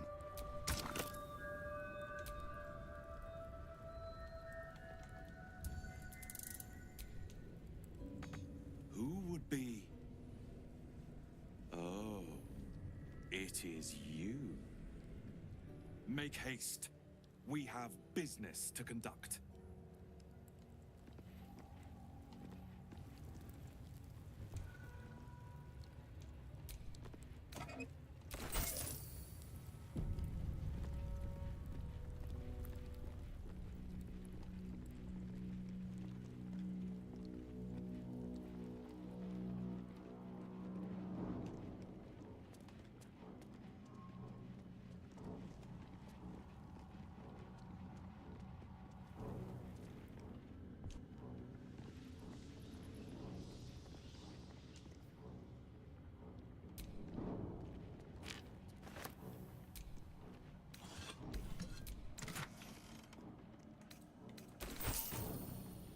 And they're giving me a fire arrow for a reason.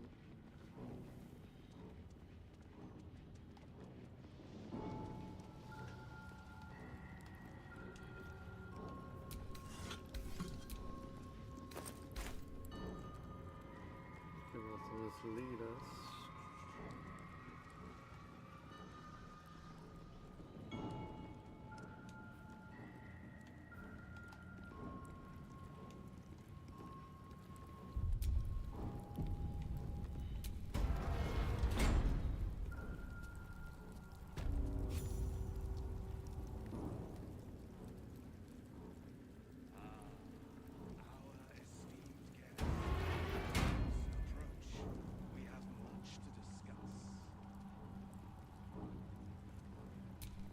An invitation to speak with the Chikrai? You are honored.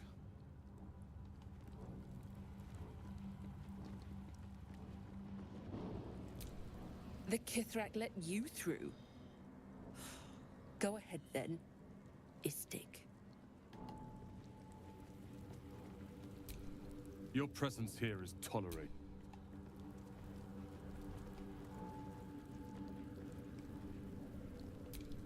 The Chakrai is expecting you.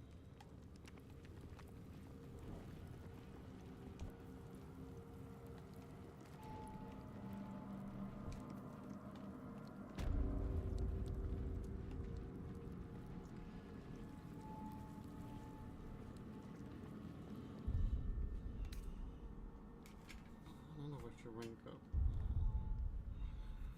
Try to level up now or not.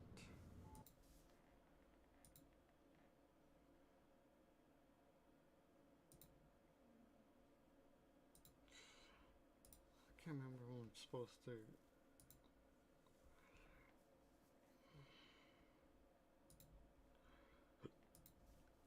It's gonna be 8 o'clock, fuck.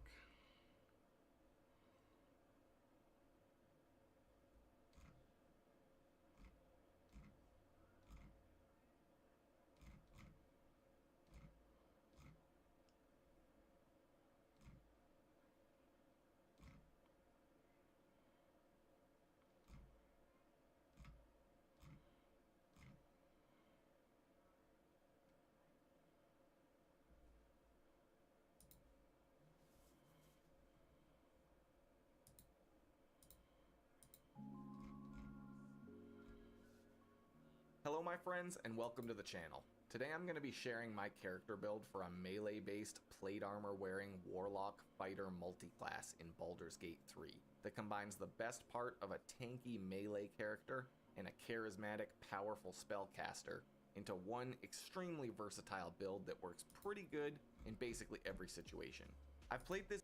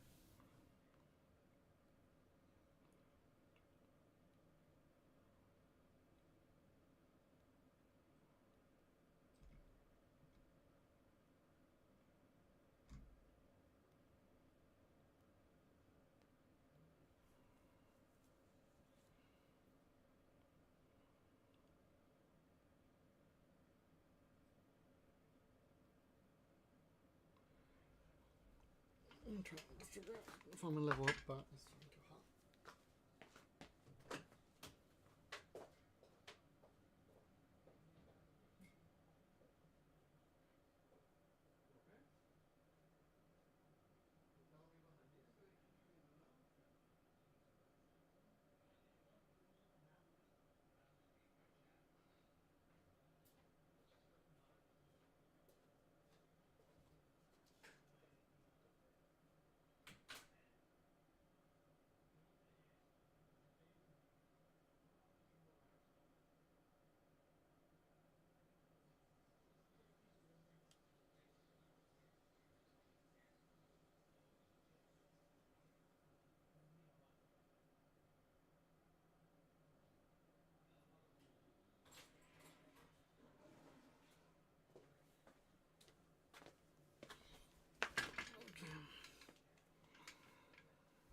I'm trying to see if I'm gonna respec right here or not.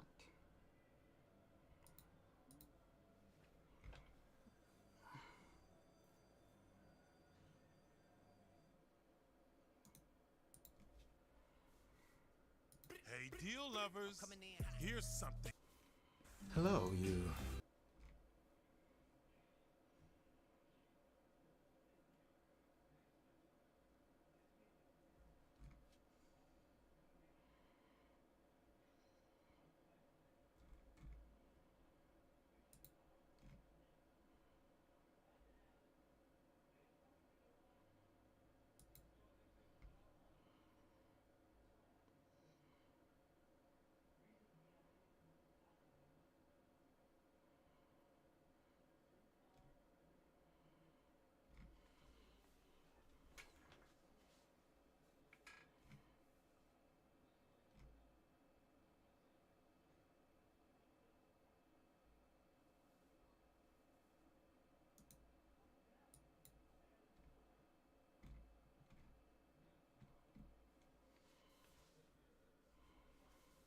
Have you wanted to play a druid who was actually good in melee combat? No, I'm not talking Moon Druid. Maybe you want to play an Eldritch Knight, or wonder if you could build a barbarian that was more wise than they were strong. Well, today we are going to do all of the above. Welcome to D4. I also have yet to use the Eldritch Knight subclass in a build for Baldur's Gate, so this felt like the perfect opportunity to do so. Let's explore why. At level 1, for our starting class, yes, we're going to start off fighter here, and for our starting abilities, I'm going to recommend that we go with a 17 strength, a 16 constitution, and a 14 wisdom. I'm not planning on getting any half feats with this build, and for role-playing purposes, you might decide to make a different choice, or you might have missed that, right? Adjust accordingly if you make a different decision. As for our equipment, eventually we're going to want to get to the best heavy armor possible and our 2 favorite one-handed melee weapons. Yes, my plan with this character is to make them a dual wield, which let's go with the defense fighting style here to add 1 to our armor.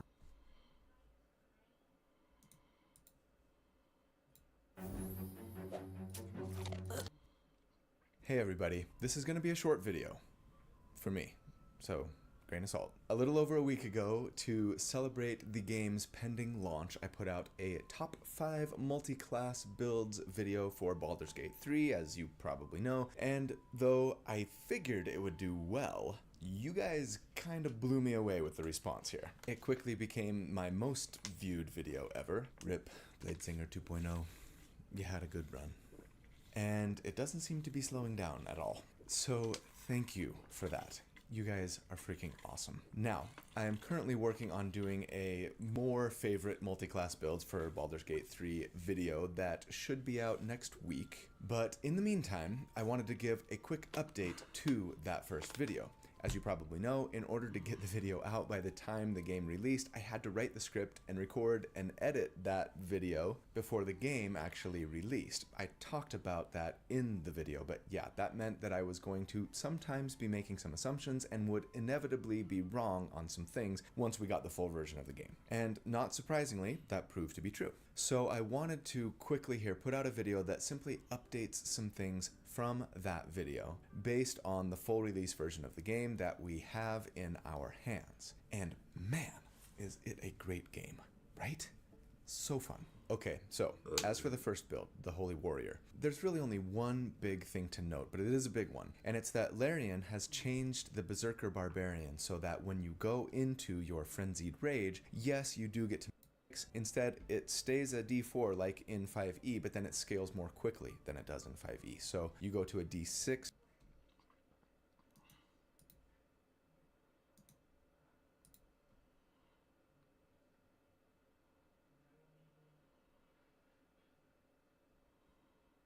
Different one that you'd like to try out, whether for Baldur's Gate or at your D&D table. For today, I'm going to try to cover a build for any role or archetype you might want to try out in Baldur's Gate. So that means we'll do a melee damage, and they have the added benefit of making, yes, a pretty good party face as well because of the high charisma score, right? The thing is, at charisma, we want a pretty hard to beat the Sorlock. A Sorlock? Right. That's a sorcerer warlock. Wizards are great for having a huge spell list to do just about anything you want a spell for in the game. But when it comes to just straight up blowing things up with magical power, it's hard to beat the combination of these two spellcasters. Both of them are charisma based, so they synergize really well together, and they have the added benefit of making, yes, a pretty good party face as well because of the high charisma score, right? The thing is, as good as this combination can be, I think for pure blasting burst damage capability, adding a couple levels of fighter into the mix makes it even better. So let's get into why and talk about how it works. At level 1 here, I think I'm actually going to start off this build as a fighter. In D&D, if you multi-class into fighter after level 1, you don't get heavy armor proficiency, only medium. But if you start as a fighter, you get all armor and weapon proficiencies. This is going to do wonders for our survivability. Now, it's possible that in BG3 you'll just get heavy armor proficiency even if you multi-class into fighter later anyways. But what you definitely won't get is Constitution saving throw proficiency. This might not be readily apparent to newcomers, but if you are concentrating on a spell, and if you're a spellcaster, you should almost always be concentrating on a spell. They're typically among the best spells in the game. But if you're concentrating and you take damage, right, then you have to make a concentration check to see if you maintain concentration. And if you fail that check, you lose concentration on the spell ends. That concentration check is based on your Constitution saving throw. So having proficiency in Constitution saving throws, which fighters do have if you start off as one, is really great for any spellcaster. As for our starting ability scores here, I'd make sure that we have our Charisma at a 16, our Constitution at a 16, and then our Dexterity at 14 for a decent initiative bonus and Dexterity saving throw. For the equipment that you're wearing on this character, you're going to want to get the best heavy armor that you can, a shield, and a finesse weapon, at least at the beginning. We'll be dropping that later to just cast spells, but for now, you're going to need to hit stuff. Fighters get a fighting style at level 1, and I think I would go defense here. This just raises our armor class by 1, making us harder to hit. But then at level 2, we're going to start taking warlock levels. Warlocks get their otherworldly patron or subclass right at level 1 as well. And honestly, I don't think it matters too much which way you go here. I would probably take Archfey because I like the group Fear or Charm thing that they get, but go ahead and PYF, pick your favorite. As for the spells that you're going to want at Warlock 1, there are plenty of great options, but I want to focus on 2. First up, Eldritch Blast. Eldritch Blast is commonly thought of as the strongest cantrip, damage-wise at least, in all of D&D. It's unique to Warlocks, and there are lots of great ways to improve it, as we'll discuss in a second. Second up, I would take Hex here. Hex is nice in that, among other things, it lets you do an extra d6 of damage every time you damage an enemy. It requires concentration and takes a bonus action to cast, but beautifully, in BG3, not only can you transfer it to another enemy with a bonus action if the one that you've got it on dies, but it seems to last all day. Maybe they'll fix this with the full release of the game, but in D&D, Hex only lasts an hour. So yeah, in BG3, super efficient spell. At level 3, we would be a Warlock 2, and this means first up we get a second spell slot. That's really important because remember, Warlocks only ever get 2 spell slots, though they reset on a short rest. Also importantly, we get Eldritch Invocations at this level, which are things that Warlocks get to give them some nice bonuses or to maybe enhance their spells. We get 2, and we want to take Agonizing Blast and Repelling Blast. Agonizing Blast lets you add your Charisma modifier to your Eldritch Blast. A lot of people don't realize that most spells don't actually add your spellcasting ability modifier to the damage they do. So this is a big and important exception, and it's one thing that makes Eldritch Blast so good. What's better? While most cantrips scale in damage at character levels 5 and 11, they typically just add another die of damage. So Firebolt goes from a D10 to 2D10, right? Well, Eldritch Blast doesn't go from 1d10 to 2d10. It importantly goes from firing one beam to firing two beams. This is a big and important exception, and it's one thing that makes of the game, but in D&D, Hex only lasts an hour. So yeah, in BG3, though they reset on a short rest. Also importantly, we get Eldritch Invocations at this level, which are things that Warlocks get to give them some nice bonuses or to maybe enhance their spells. We get two, and we want to take Agonizing Blast and Repelling Blast. Agonizing Blast lets you add your Charisma modifier to your Eldritch Blast. One thing that makes Eldritch Blast so good. What's better? While most cantrips scale in damage and go from 1d10 to 2d10, it importantly goes from firing one beam to firing two beams. And if you're adding a d6 of damage from Hex and your Charisma modifier in damage to each hit, you can see how quickly that's going to add up to big damage. Now, Repelling Blast is nice in that it lets Eldritch Blast push an enemy away from you when you hit them with it. And that could mean, at the very least, keeping an enemy away from you and your friends, but at best, off a cliff, or into lava, or into your ally's Cloud of Dagger spell, etc. At level 4, though, now that we've got the most important things we need from Warlock, let's grab another fighter level for Action Surge. My longtime viewers like to tease me about how often I take 2 levels of fighter in my builds, and the reason typically is because Action Surge is just so good. We can use it once per short rest to give ourselves 2 actions instead of 1 action on our turn, meaning that when combat starts, you could pick out the most dangerous enemy, throw Hex on them with your bonus action, then Eldritch Blast, Action Surge, and Eldritch Blast again for some pretty decent damage. Next level, when Eldritch Blast starts firing twice every time you use it, it's going to mean 4 beams in a single round, each of them adding Hex damage and our Charisma modifier to the damage. But wait, there's more.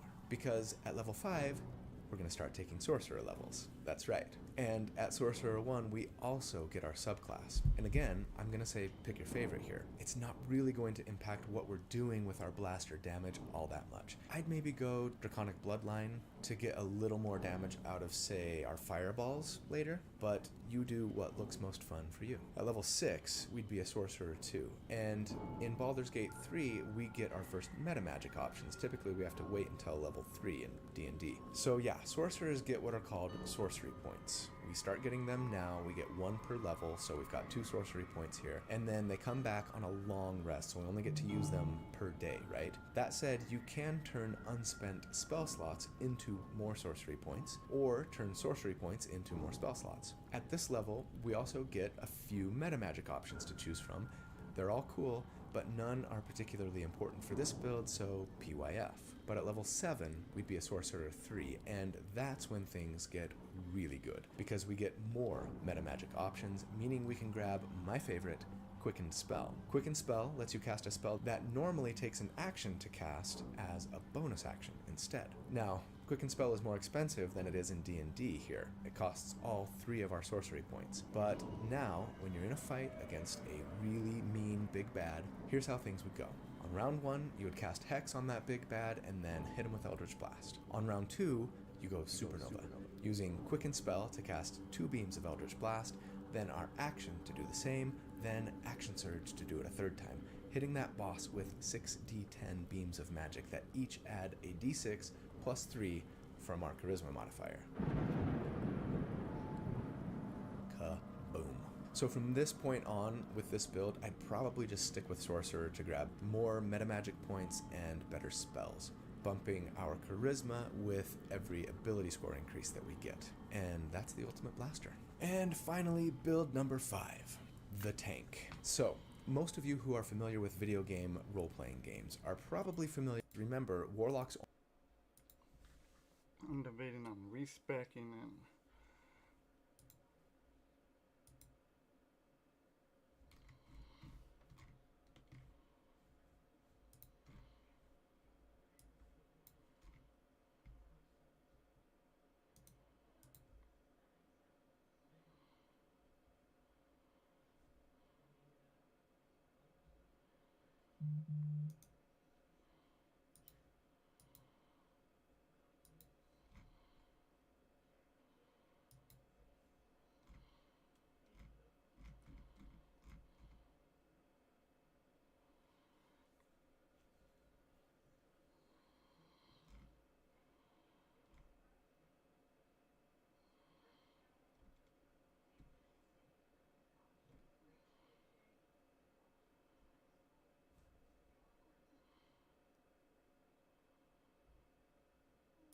We're going to be perfecting the Hexblade, which is going to turn your Warlock from a ranged caster into an unstoppable melee powerhouse that is still able to use some spells at range and is going to entirely rely on the Charisma stat. For this reason, it's also a very fun character to play, as it's going to offer you plenty of roleplay options that you otherwise wouldn't have access to. I'm also going to be telling you which classes you are going to want to multi-class with the Warlock to create the most powerful and effective combinations possible, as well as tell you the ability distribution, the feats to pick, the best races to play with this class, and what equipment you should be looking out for. With all of that said, hello everyone, my name you are already wielding, making you proficient perfected. With this build, play with this class, priority is to get Pact of the Blade, as it will allow us to summon a packed weapon or bind the one you are already wielding, making you proficient with it in case you weren't, and allowing you to use your Charisma modifier instead of your Strength or Dexterity modifier. But before we get there, we still have to select a couple of very important things. At level 1, Warlocks already get to pick their subclass, and the one we're going to choose is going to be the Great Old One. With this, we get Mortal Reminder, which makes it so that whenever we land a critical hit, that creature and any nearby enemies are going to be frightened until the end of their next turn. Something very important to note is that once you reach Warlock level 5 with Pact of the Blade, you'll receive an extra attack, which, as the name implies, allows you to perform a second weapon attack. Now, in theory, you should not be able to stack this extra attack with another one that you get from a different class like Fighter or Paladin. However, for whatever reason it may be, you are currently able to stack these two extra attacks together. I'm not sure if it's intended, but just in case, I'll be showcasing 4 different builds in this video, 2 with this possible bug and 2 that don't use it. They are all very powerful and allow for different playstyles, so go with whichever one you prefer. For the most part, the game isn't difficult, even on Tactician, especially when using the Hexblade, so don't worry about it too much, just go with the one you think sounds the most fun. If you're starting a new character, the race you will want to pick is going to be the Half-Orc. Score a critical hit with a scan still like this. Hey! We're No Compromise Gaming, your ticket to lease-to-own gaming PCs for people with 0 or bad credit. So, why are we showing this guy? We're going to be perfecting the Hexblade with this build. Don't forget to also pick ability score improvements to increase your charisma as much as possible. Once you reach level 5 and get that extra attack, you will want to multi-class into Fighter. At level 1, you will be able to pick a fighting style, and of course we're going with the Great Weapon Fighting, as it's going to pair nicely with our two-handed weapon, making it so that whenever we roll a 1 or a 2 on damage, we get to reroll it. You also gain Second Wind as a bonus action to be able to heal yourself, regaining 1d10 plus your fighter level in hit points. At level 2, you'll be able to get Action Surge, which allows you to gain another action in the same turn. And as I explained before, the extra attacks that you're going to get from Fighter as well as Warlock are both going to benefit from Action Surge. At level 3, you get to choose your subclass, and while these are all good options, but what we really want is the Champion subclass, as it will make it so that the number you need to roll a critical hit will be reduced by 1, effectively critting on a 19 and a 20. And this of course pairs extremely well with Great Weapon Master, and even better if you're playing as a half-orc. At level 4 you get yet another feat or an ability score improvement, so you can boost your charisma or go with one of the feats I mentioned earlier. And at level 5 we get our second extra attack, which is going to pair with our Pact of the Blade Warlocks. And because in the case of the Fighter specifically, you get another feat at level 6, we're going to add that extra level, so if you have not reached 20 charisma yet, you'll be able to get there with this level, and if you are already at 20 charisma, you can also add to your constitution, or pick Sentinel or Polar Master for example. Now when it comes to the final level, Champion level 7 doesn't really offer you too much. You get better jumps, and you also get to add half your proficiency bonus to strength, dexterity and constitution checks you're not proficient in, which can be helpful, but I personally don't find that amazing, so I rather take this level to dip into another class. My recommendations are Cleric or Sorcerer, as they will give us 2 level 1 spell slots, which we are desperately lacking as we only have 2 level 3 spell slots from Warlock. Plus we also get a few other bonuses on top depending on the subclass we choose of Divine Smite for that extra oomph. That being said, with this build you don't get as many spell slots even after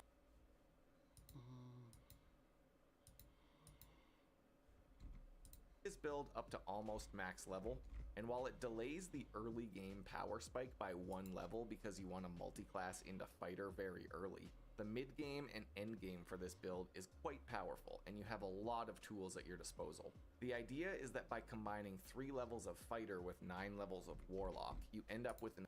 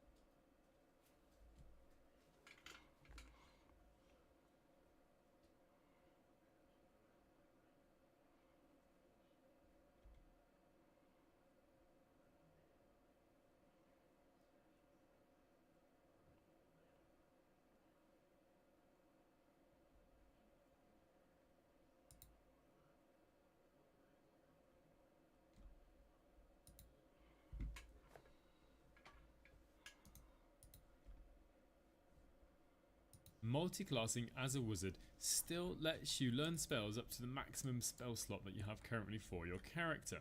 So let me show you what I mean. I currently have Gale at level 10.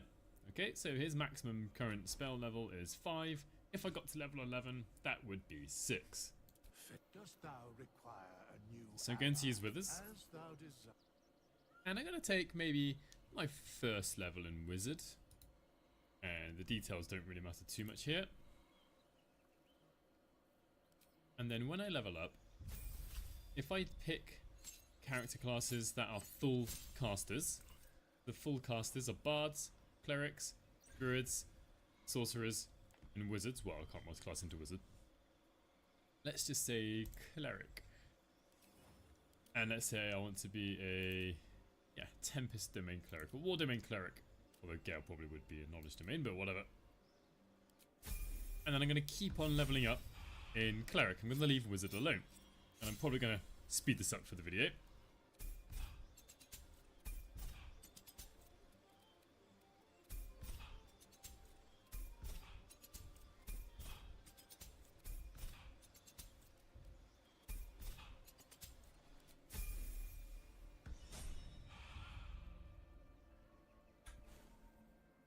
So now you'll notice I have two tabs at the top, cleric and wizard.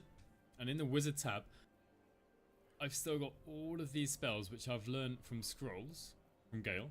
And on top of that, I can learn all of these, which maybe I learned when leveling up previously. And so now I've got access to level 5, or 1, level 5 wizard spell, level 4 wizard spells, and so on. Now one thing to bear in mind is the number of wizard spells that you can prepare is equal to your wizard level, which in this case is 1, it says level 1 here, plus your intelligence modifier, which for Gale is currently plus 4. Now I will say at the moment, my cleric spells probably won't do so well because my wisdom is only 12, so my spell save DC is, well, it's only 15. So what you can do, let's say I wanted to be a cleric still, and let's just leave that for the sake of the video, but I know to be a good cleric you need a high wisdom, and again let's just leave this as this is.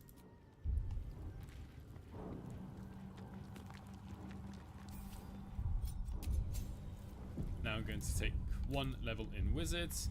The details here aren't too important, but I would advise that you do pick ritual spells. Always a good choice. I think there's all the ritual spells we currently have. Is it? Right. Geode. Now I'm going to continue leveling up in cleric.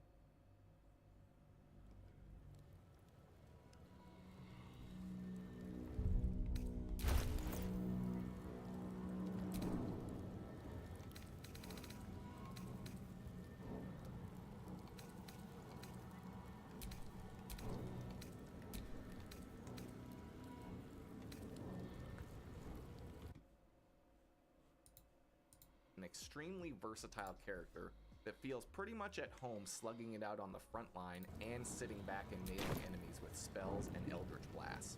You end up being able to do heavy damage at any range, while also being quite durable with a good health pool, high armor class, and damage reduction from magical plate armor. The levels in Warlock also give you access to some insane utility spells that become incredibly useful both in and out of combat. And the best part, this entire build is powered by the Charisma stat. Both your magic spells and your melee weapon attacks will be scaling off Charisma by level 4, which also means that you can very easily cruise through every single speech check in the game without your starting ability scores and how this hidden character upgrades as we go. Okay, right out of the gate, we'll see and access very consistent damage on melee attack as possible. Polearms have extra reach compared to other weapons, and they do great damage, while also giving you the rush attack ability so you can hit things when you're just out of reach.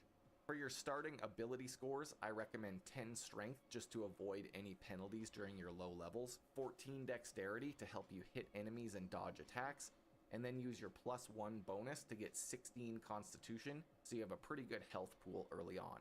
Intelligence and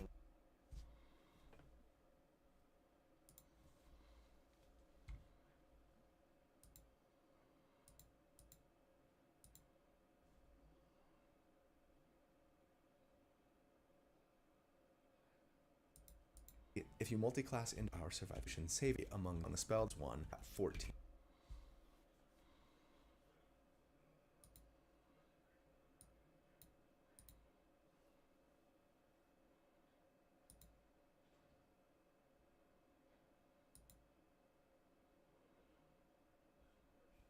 Wisdom will be the dump stats for this build, basically not necessary for any of the character features, so they'll stay down at 8. Finally, your major stat is going to be Charisma, which you'll set at 17 right out of the gate with the +2 bonus. For your first level or two, you won't really feel that Charisma bonus in combat, but it will be very helpful outside of combat to pass speech checks and get a level up screen.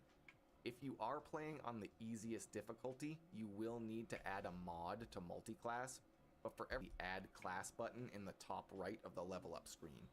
If you are playing on the easiest which grants you temporary hit points every time you take out an enemy, which basically acts as a shield on top of your regular health.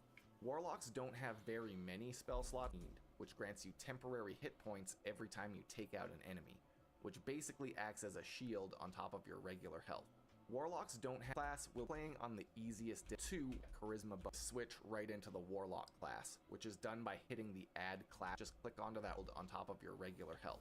Warlocks don't have very many spell slots compared to wizards or sorcerers. Pop out your low level spells for more powerful ones pretty much every time you level up. For cantrips, you absolutely have to take Eldritch Blast, which is the Warlock's unit, is a really good option to add some extra damage to your melee attacks, and then Expeditious Retreat, which you can use anytime you need a little extra movement.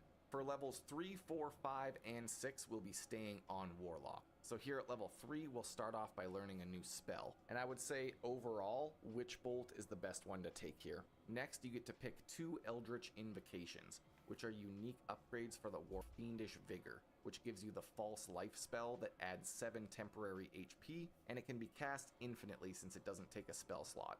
At level 4, we're going to take our 3rd level in Warlock, which gets us an upgraded spell selection and access to a pact with our Warlock patron. You want to take Pact of the Blight, that you deal with melee weapon Misty Step, which is a bonus act to escape from enemies. You can use it to go level. I would also kind of recommend that you start replacing your level. At level 5, you gain 1 more cantrip and 1 more level 2 spell. I would recommend either Ray of Enfeeblement or Darkness, again just as crowd control skills for emergencies. The important thing for this level is to take an ability improvement instead of the 1 spot in you will get a permanent 1. This gives you a +5 which gets you the upgrade to Pact of the Blade, allowing you to attack 2 times with your Pact weapon. Each check 20 charisma of the game. At level 6, you hit Warlock level 5, which gets you the upgrade to Pact of the Blade, allowing you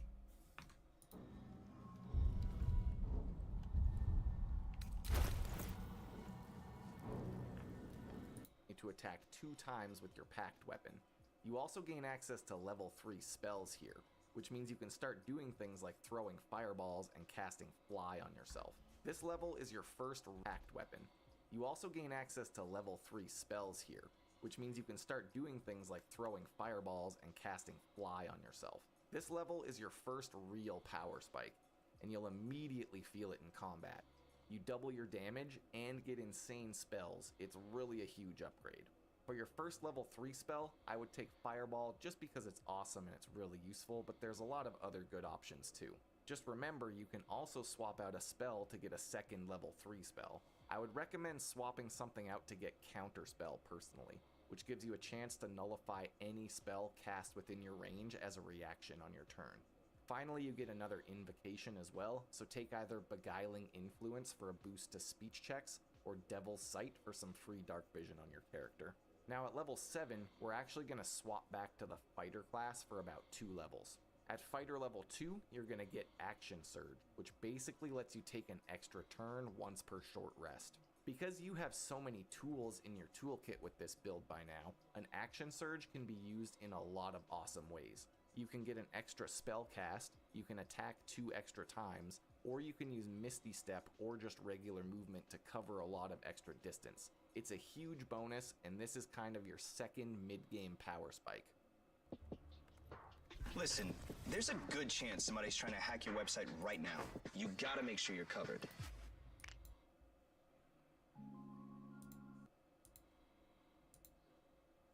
Or dexterity. From this point on, all damage that you deal with melee is that your Misty Stump on enemy is going to be the spell you cast escape from enemies. You can or hold perk or put both of these minor house bonus, which gets you them fireballs and casting really about us as a reactor. Turn once cast, you can attack 2 extra times, or you can use Misty Step or just regular movement to cover a lot of extra distance. It's a huge bonus, and this is kind of your second mid-game power spike.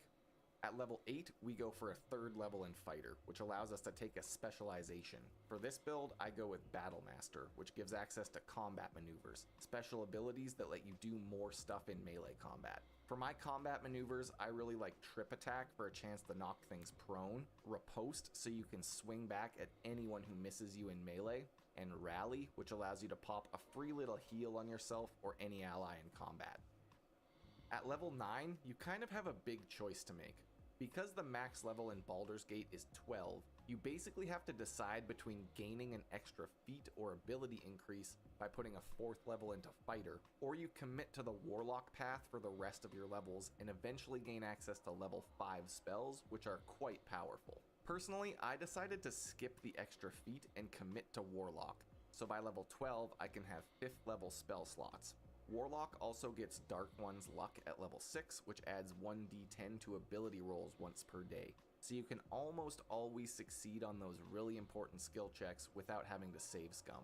I'm not going to go in depth on every level past here, because frankly, by level 9, all of the important parts are already in your build, and from here on out, you're just getting more powerful.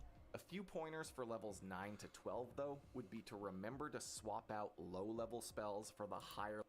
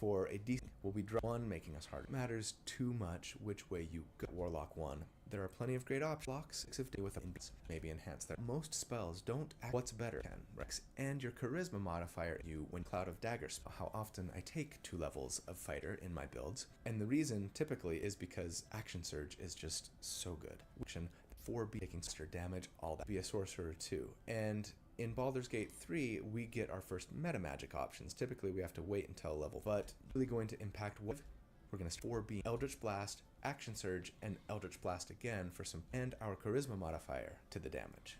But wait, there's more. Because at level 5, we're going to start taking Sorcerer levels. That's right. And at Sorcerer 1, we also get our subclass. And again, I'm going to say pick your favorite here. It's not really going to impact what we're doing with our blaster damage all that much. I'd maybe go Draconic Bloodline to get a little more damage out of, say, our fireballs later, but you do what looks most fun for you. At level 6, we'd be a Sorcerer too, and in Baldur's Gate 3, we get our first meta magic options. Typically, we have to wait until level 3 in D&D. So yeah, sorcerers get what are called sorcery points. We start getting them now. We get 1 per level, so we've got 2 sorcery points here. And then they come back on a long rest, so we only get to use them per day, right? That said, you can turn unspent spell slots into more sorcery points, or turn sorcery points into more spell slots. At this level, we also get a few meta magic options to choose from.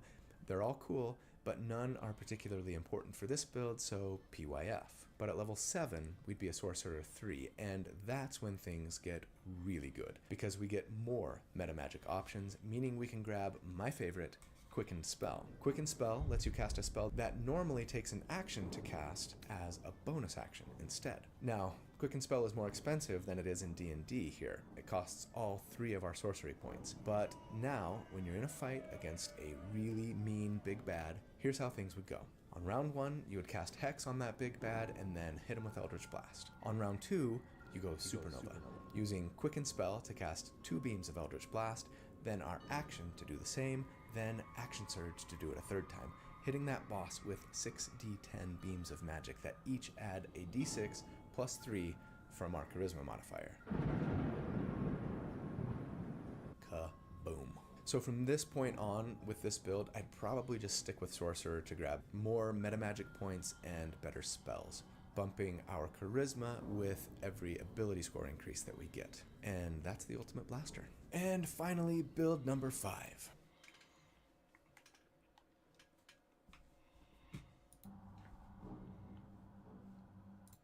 The Tank.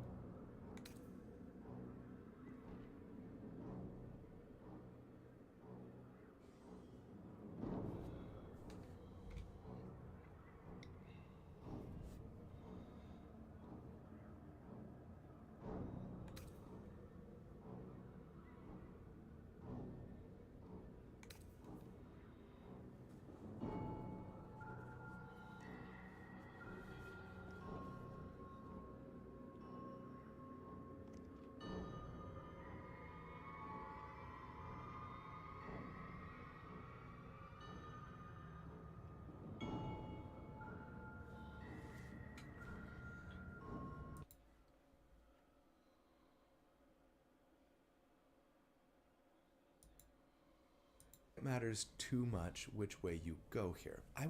And they have the added benefit of making, yes, a pretty good party face as well. Levels of in D&D, if you multi-class or our substitution, typically among the spell, this one is 14 for a decent initiative bonus and dexterity saving throw. For the equipment that you're wearing on this character, you're going to want to get the best heavy armor that you can, a shield, and a finesse weapon, at least at the beginning. We'll be dropping that later to just cast spells, but for now, you're going to need to hit stuff. Fighters get a fighting style, a worldly pick, the first to improve. It dies, be a Warlock 2, and this means first up we get a second spell level, which are things that they typically just goes from up to an enemy. The most important things we need from because actions have another fighter level for action surge. My longtime view of ourselves surge and Eldritch Blast hex damage, and also get our subclass to the damage. But wait, there's more. Because at level 5, we're going to start taking sorcerer levels. That's right.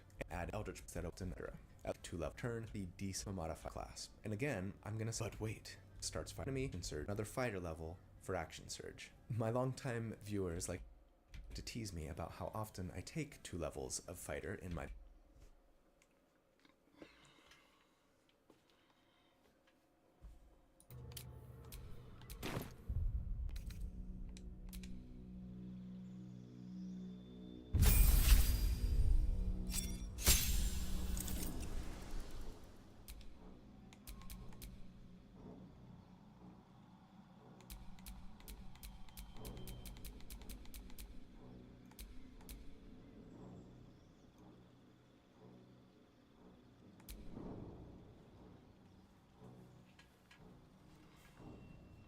builds, and the reason typically is because action surge is just so good. We can use it once per short rest to give ourselves surge and Eldritch Blast again for, and also get our subclass. And again, I'm gonna say pick your favorite here. It's not really going to impact what we're doing with our blaster damage all that much. I'd maybe go Draconic Bloodline to get a little more damage out of, say, our fireballs later.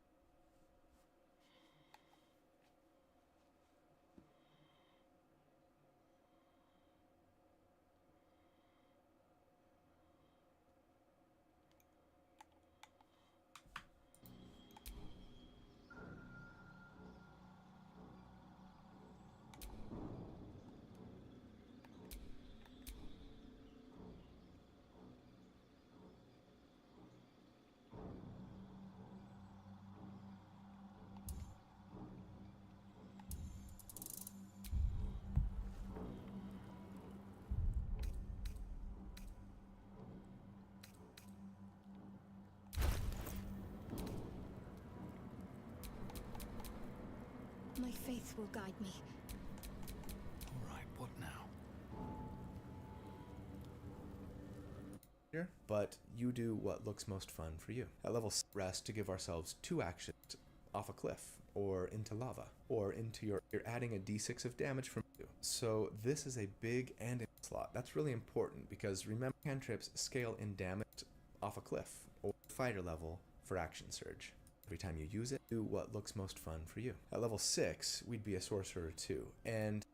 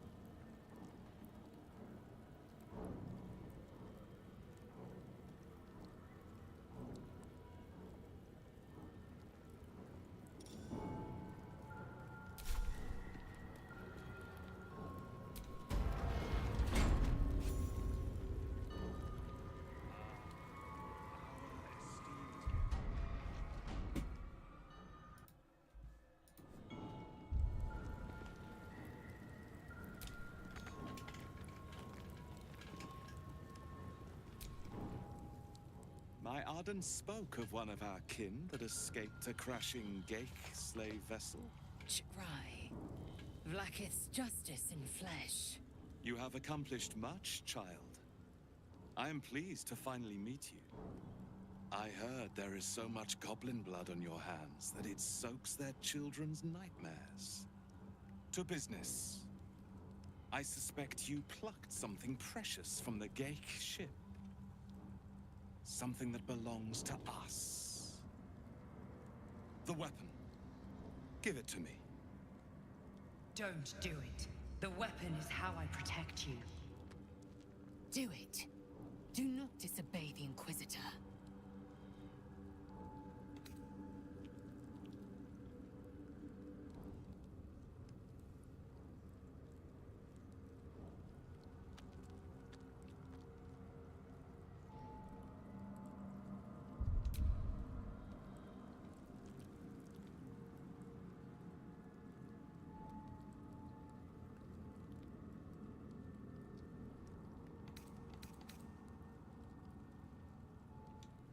Some of your species say knowledge is power. They are wrong. Knowledge is everything. We took an interest in you when you became involved with this absolute cult. A pestilence of infected slaves, the first symptom of the Grand Design in action. But you are lucky.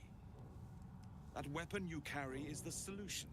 I have heard it from Queen Vlaakith herself.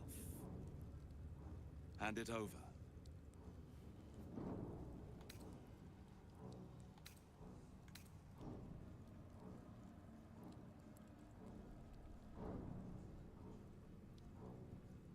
The Grand Design is what all Geik seek. The restoration of the Illithid Empire, which spanned the entirety of the multiverse. For centuries, their elder brains sought to bring back their dominion. Every plot they hatched, we stopped. But now they are close to succeeding. Never before could they pause Ceremorphosis. Never before could they let the infections spread undetected. You saw the thralls gathered on the Geik ship. Imagine that everywhere. Wants, needs, choice. All would cease to be. Everything rendered unto the Geik. So, the weapon. Please. Don't give it to him.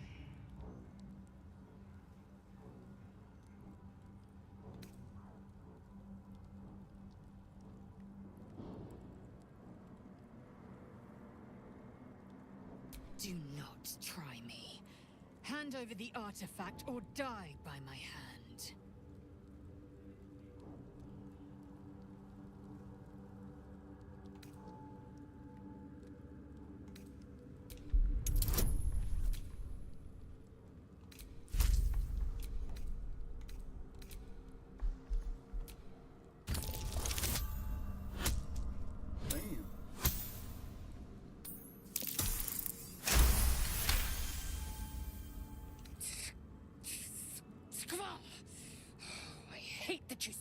Truth.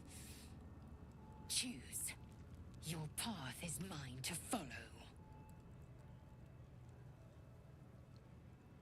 Our fate is forged. Mother Gith, guide us. Your illustrious adventure ends here.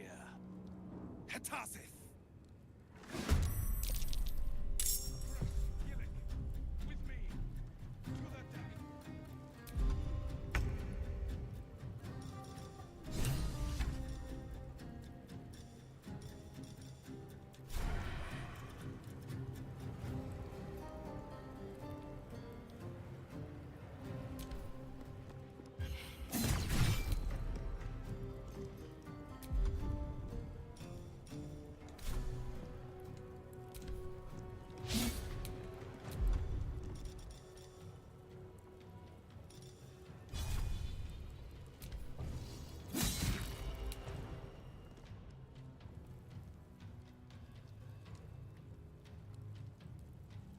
This will do nicely.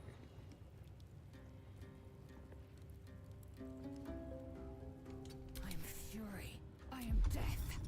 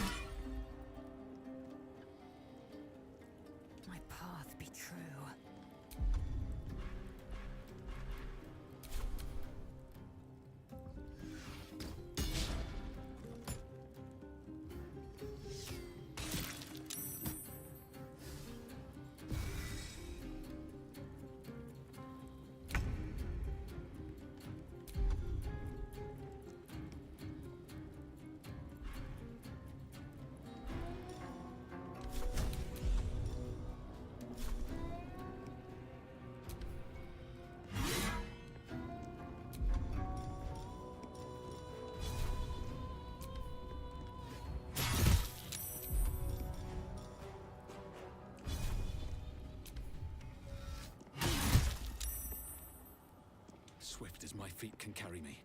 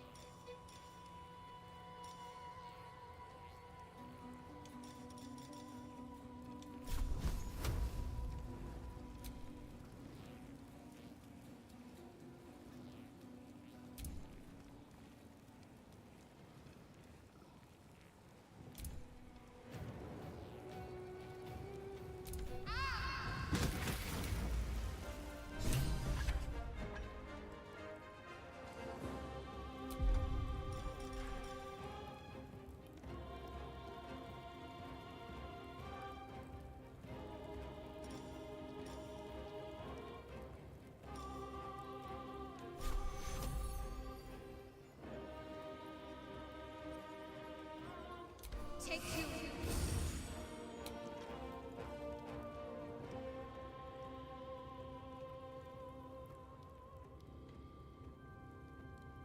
Got to press on.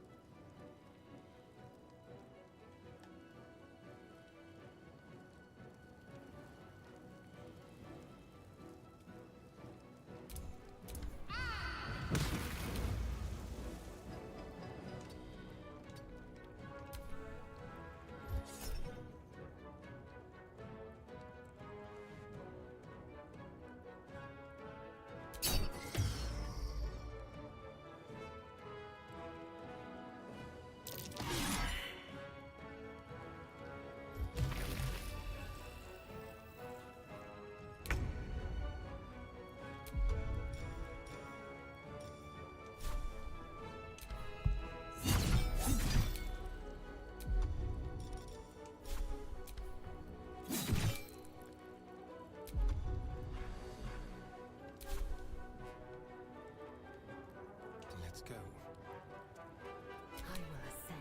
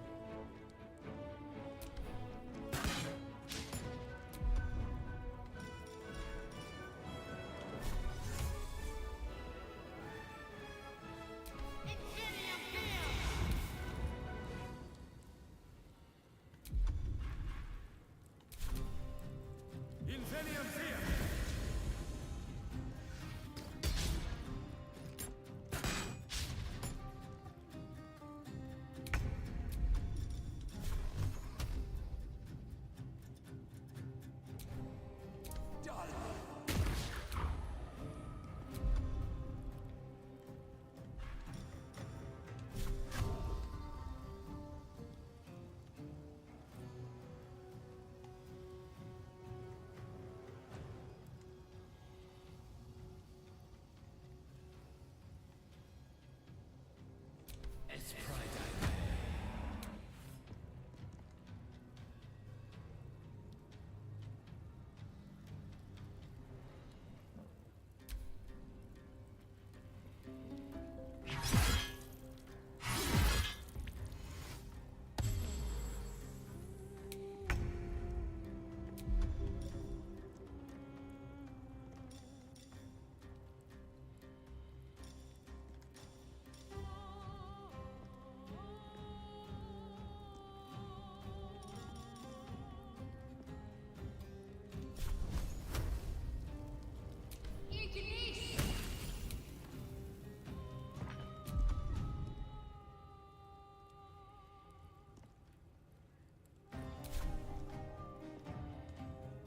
On my way.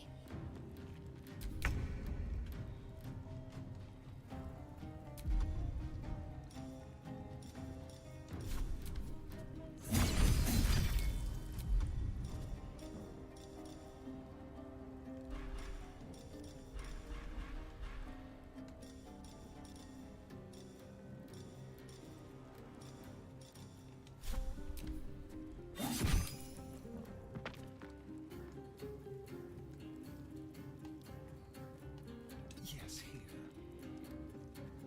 I will ascend.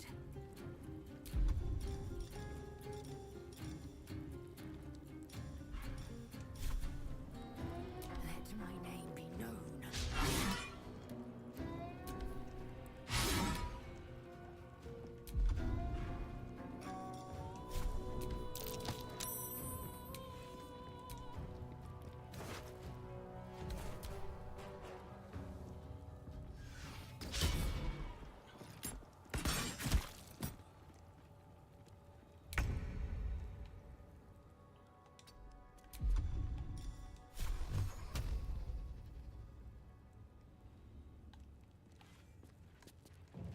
Don't waste a step.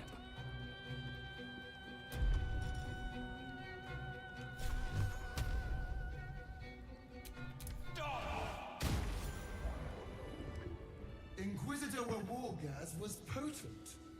We are impressed.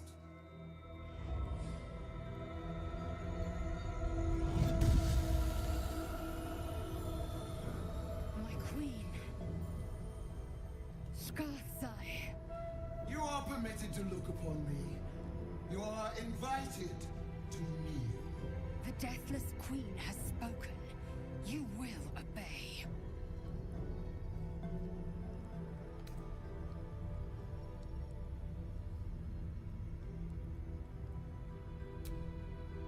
I expected a little of Istic education. But here, we kneel before our queen.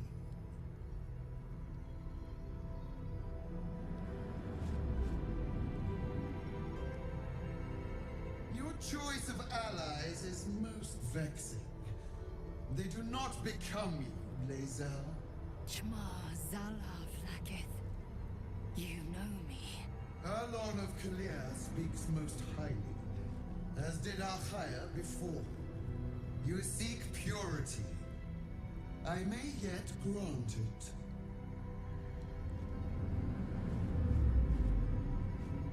Istik, you bear that which is ours. But are you friend, or are you thief?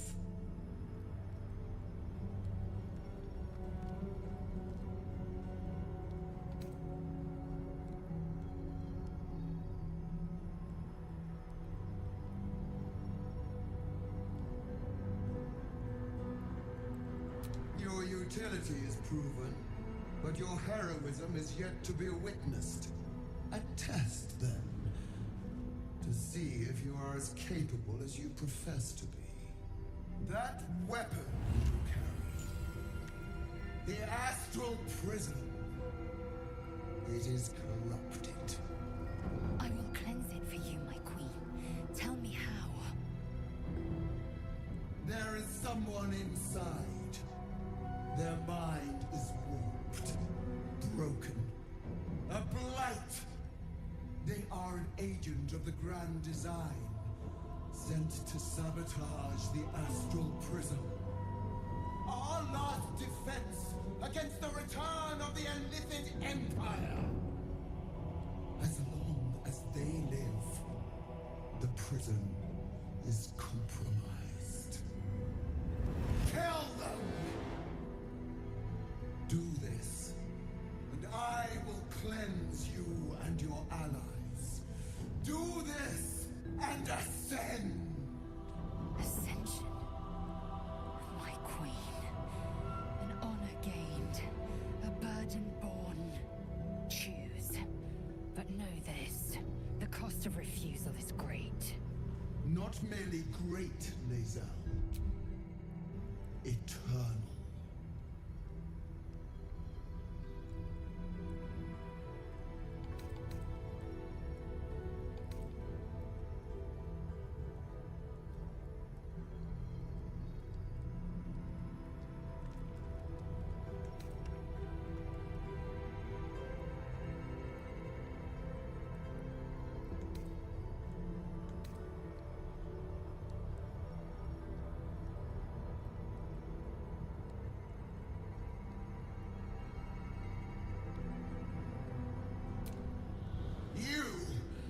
Being lied to. I will be obeyed! Skva! Do not defy my queen!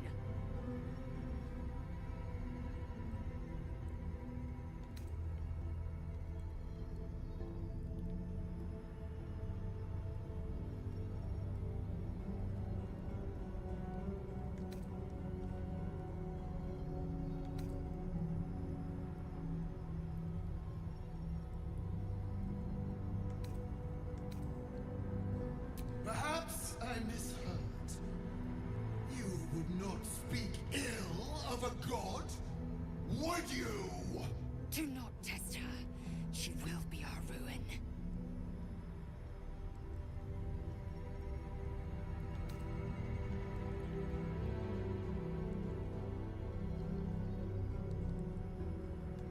Obey, my child, and be forgiven. Use the Planecaster's power to enter the artifact. Be wary of the creature's lying tongue. Cut it out if you must.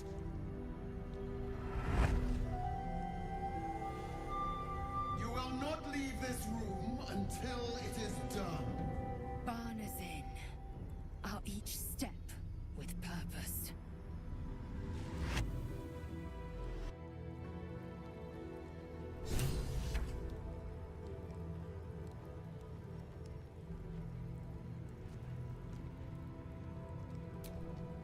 Waste no more time. Place the artifact in the Planecaster.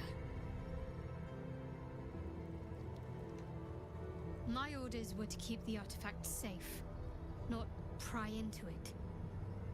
But I'd be lying if I said I wasn't curious as to what exactly it's hiding.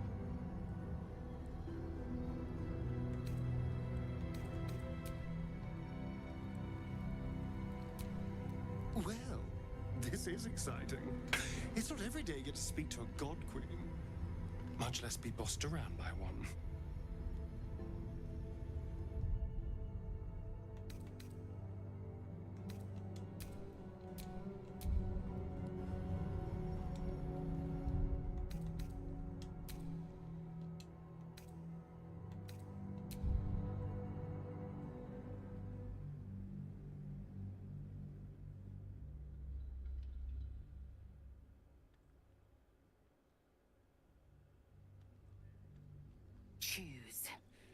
know this. Not merely great, Lae'zel. Eternal.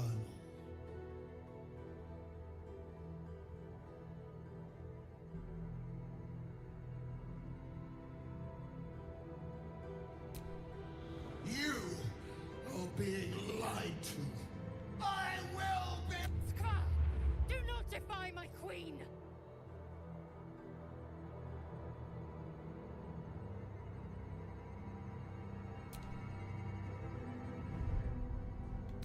Use the Planecaster's power to enter the artifact.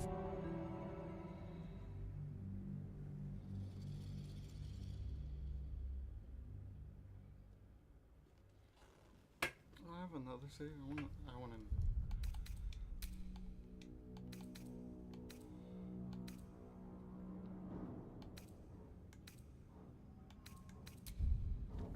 Let's see if this is.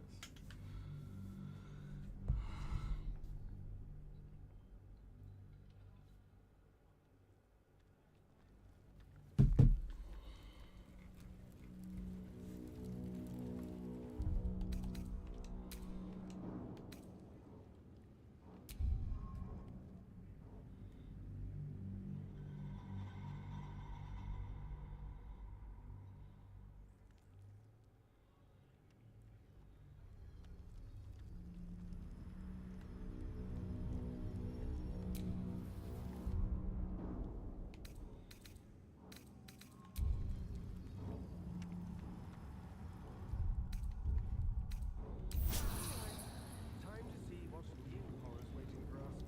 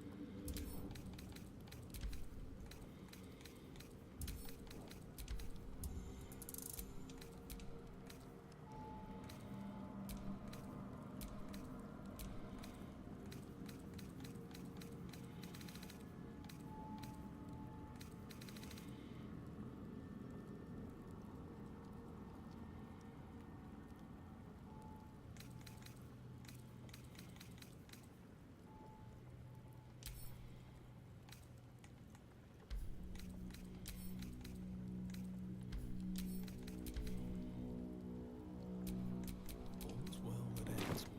Not as bad as it could have.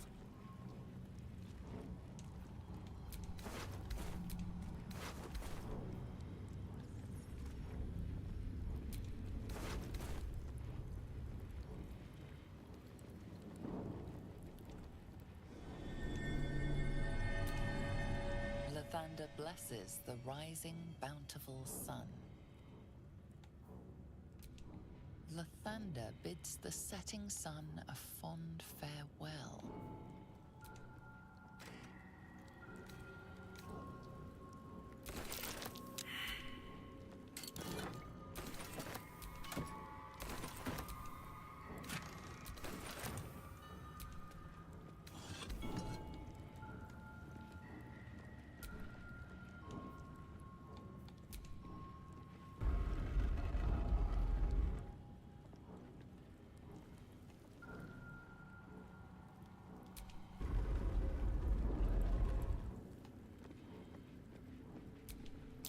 The statue starts to rotate, but its rusty mechanism jams stuck.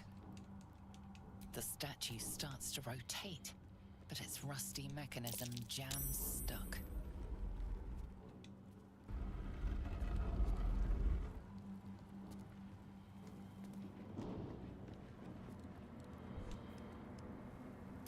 Lathander blesses the rising, bountiful sun.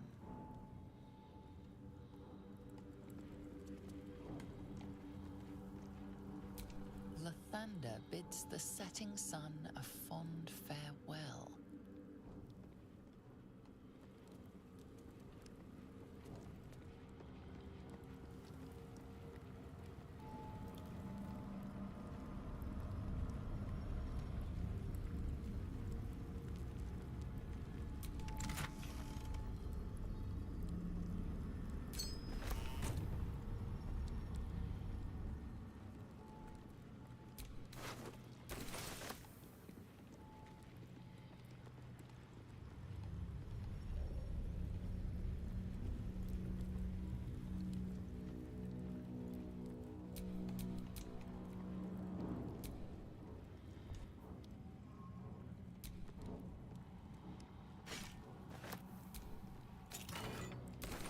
Don't mind if I do.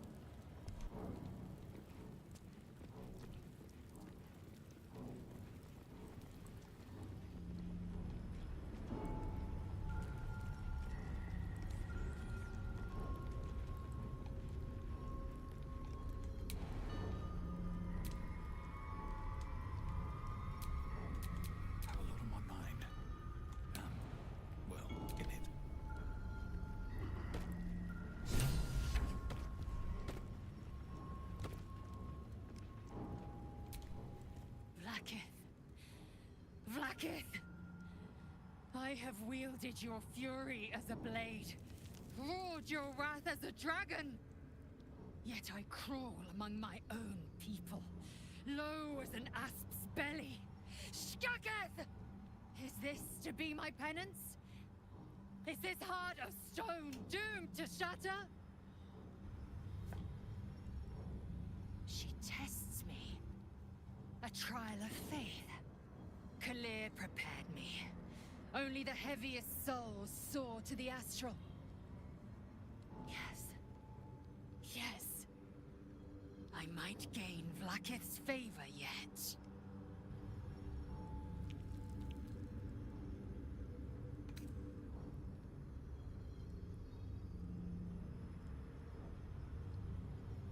Silence! I must think.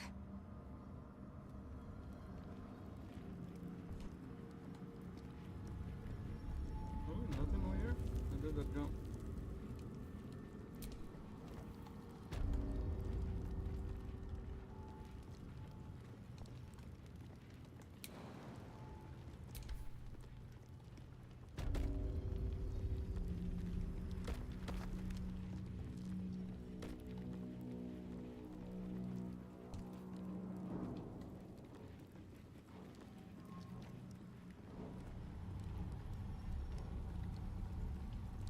Hell stupid because I don't know what the fuck.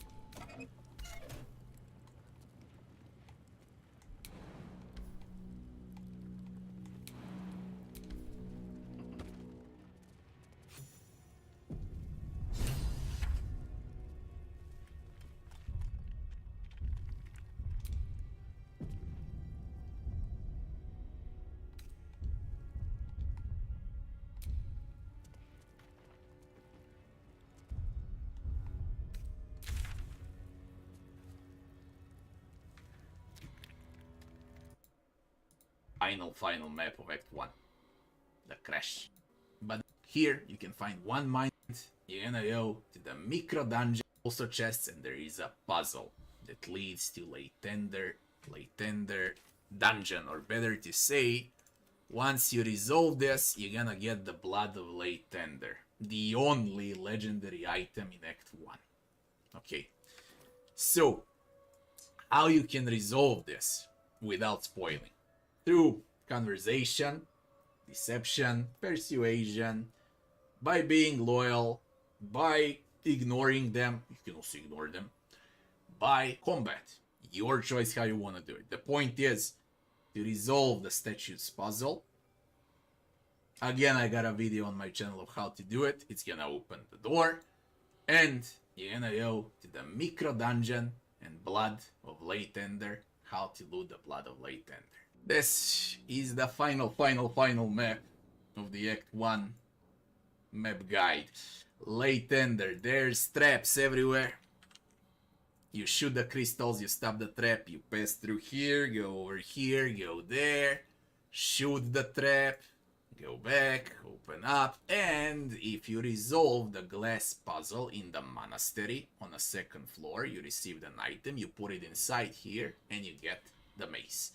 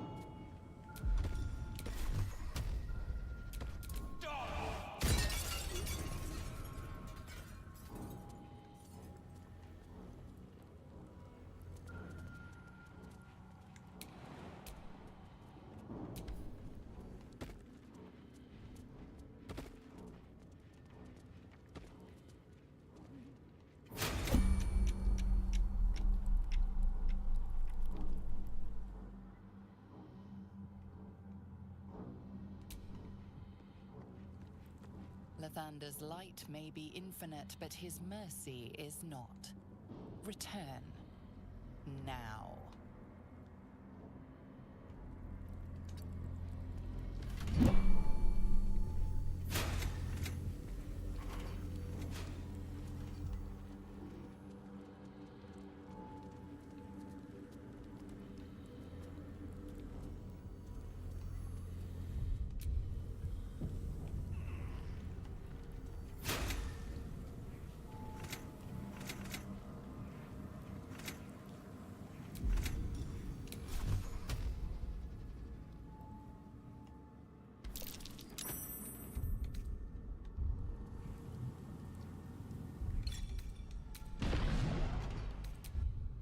Fuck, I got fucking blown the fuck off.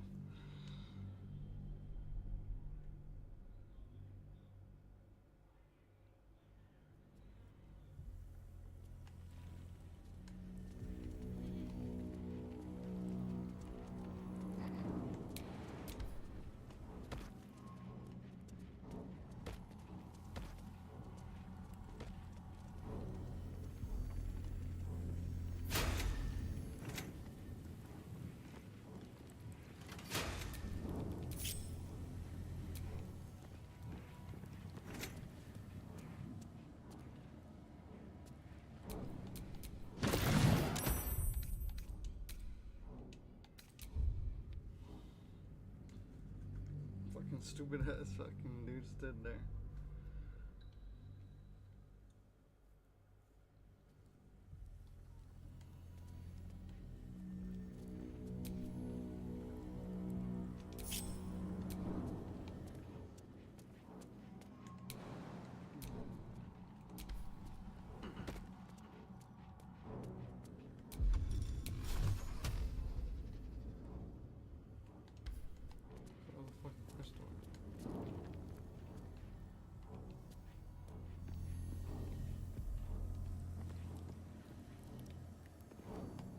Oh, the door's open.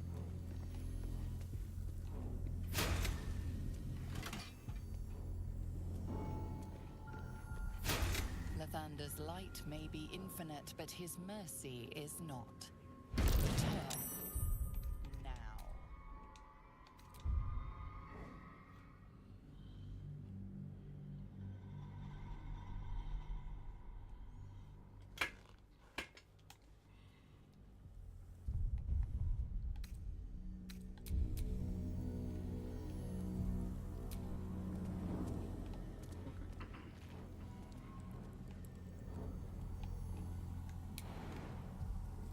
Where's the blue crystal? Oh, I see it.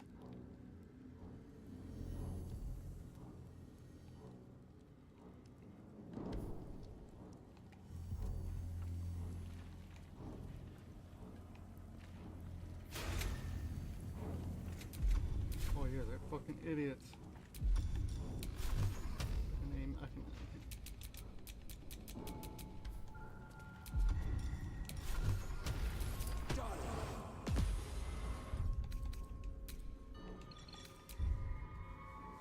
You guys are idiots.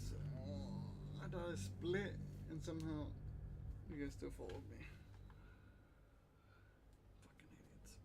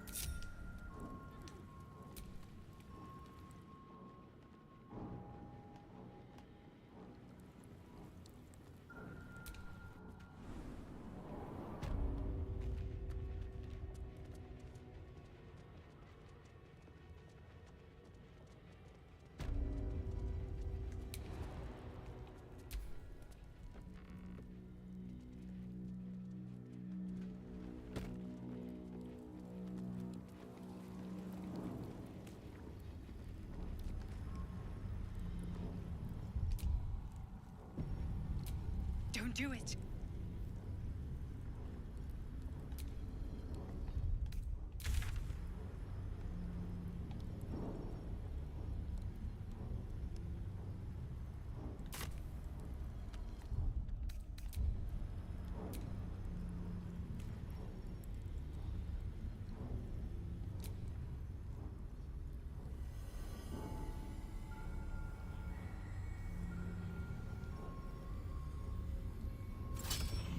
Heat pieces out of the astral prism as it begins to flower.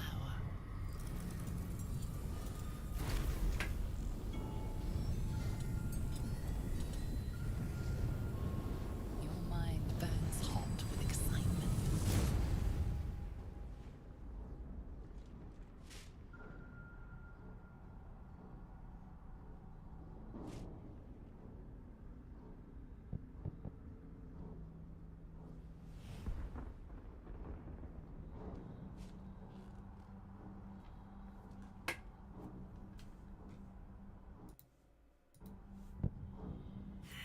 Incredible. Space, unfettered from time. The astral plane. Just as I've dreamt it.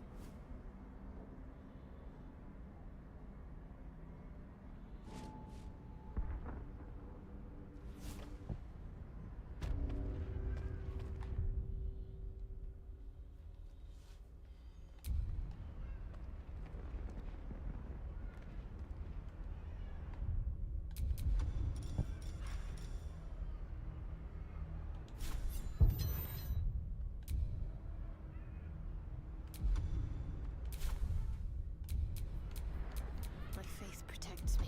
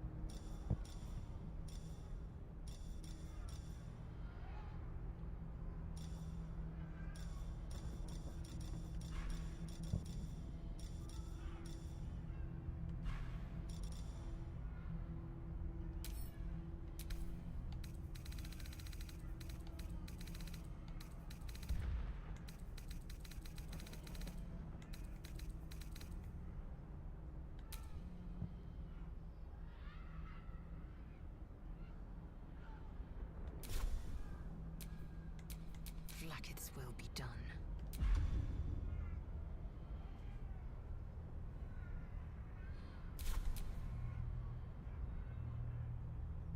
What to do?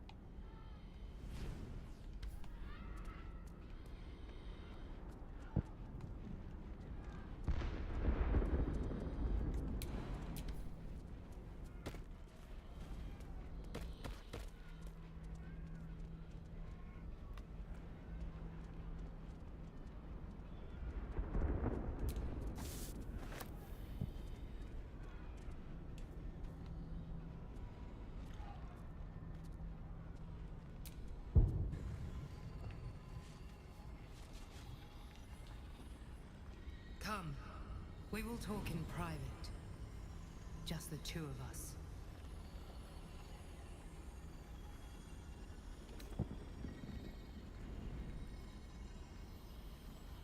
Suit yourself. But only the leader of your group is coming in. I will not allow anyone else. If it must be so, it must be so. Do not fail me. Do not fail us.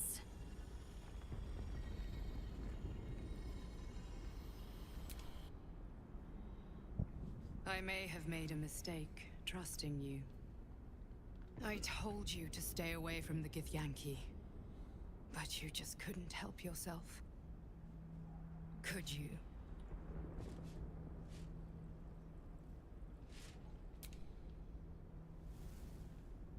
You are a worthy ally.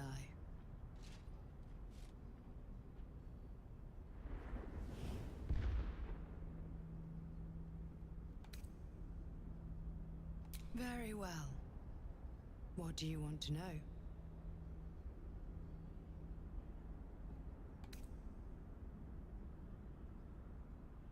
I told you already. I'm just like you.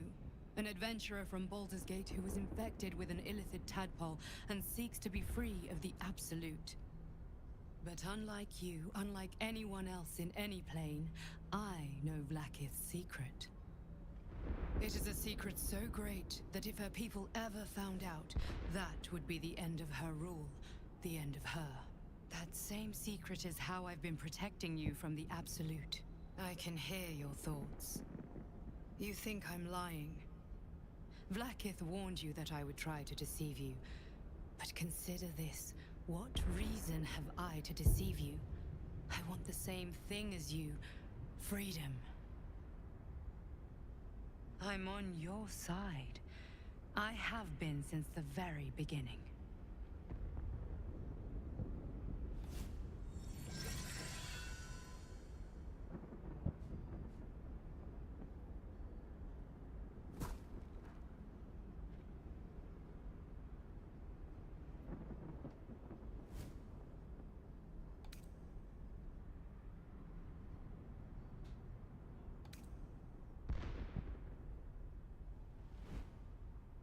I already told you I protect you, that I saved you, that I'm just like you.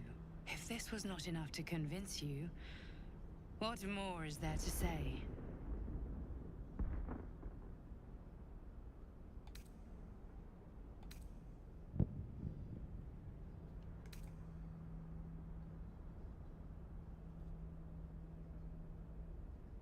It seems I was right to put my faith in you after all. Thank you. Vlaakith will be furious, to make no mention of your Githyanki companion.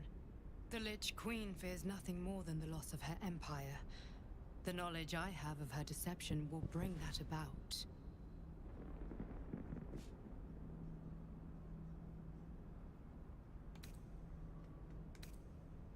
Godlike in power, yes, but with none of the sanctity. Vlaakith is lying to her people. She pretends to know how Gith destroyed the Mind Flayer Empire.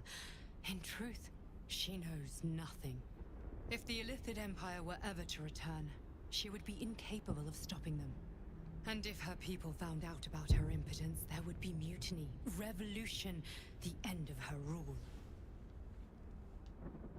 But that very power, the power to resist Illithid control, which Vlaakith only pretends to know, is how I've been protecting you. I suppose she hoped to extract it from my corpse. It's every 12 hours. Since you spared me that fate, she will come for you. Copy. The water pill? Yeah, the water pill.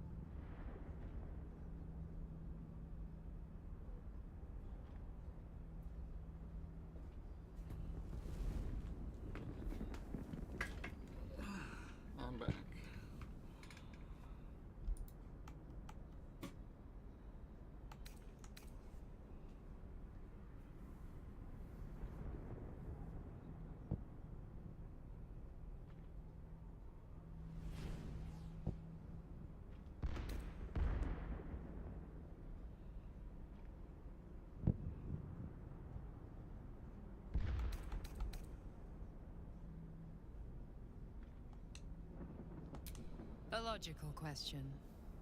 But you're not ready for the answer. I have delayed long enough. The next attack is overdue, and I can't risk you being caught in the middle of it. I need you out there, searching for the Absolute. You were on the right path, to Moonrise Towers. Return to it. I hope you are ready to face Blackith's wrath. The entire Kresh stands ready to kill you in her name. Good luck. Speak. Have you killed my queen's enemy?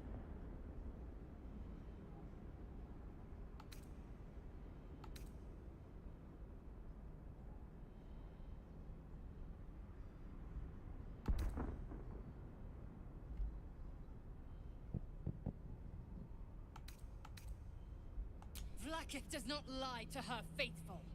Open your mind. Show me. Your mind tingles. Loisel seeks entrance.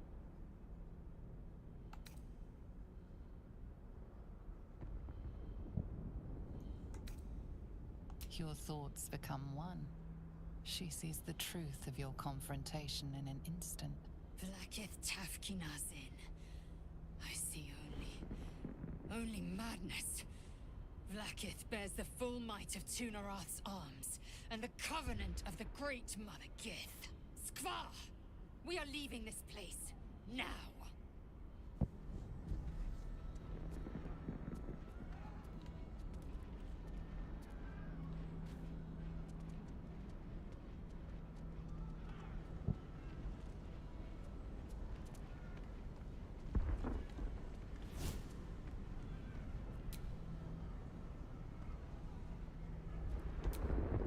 I'm glad you came to your senses.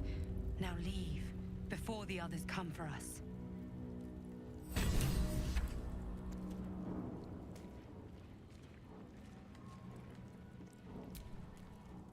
I think we've overstayed our welcome in this place.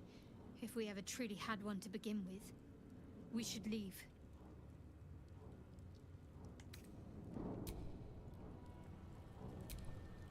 All I wanted was to get a worm out of my head. I didn't sign up for dimensional travel of murderous Gith. I am Vlaakith's most loyal servant. She will not abandon me.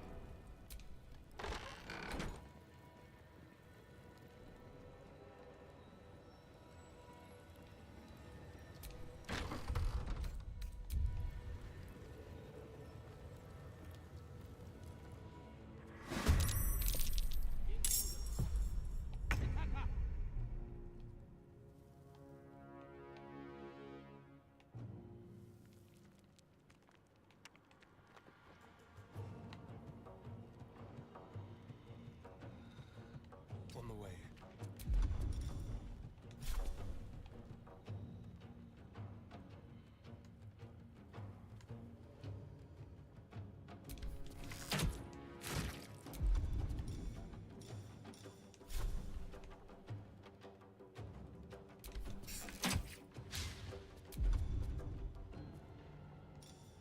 Just like old times.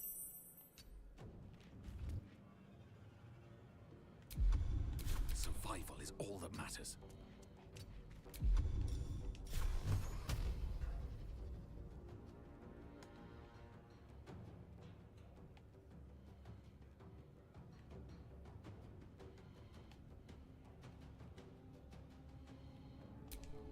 Done.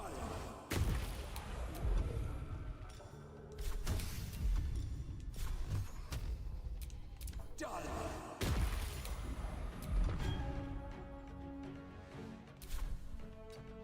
Time to strike.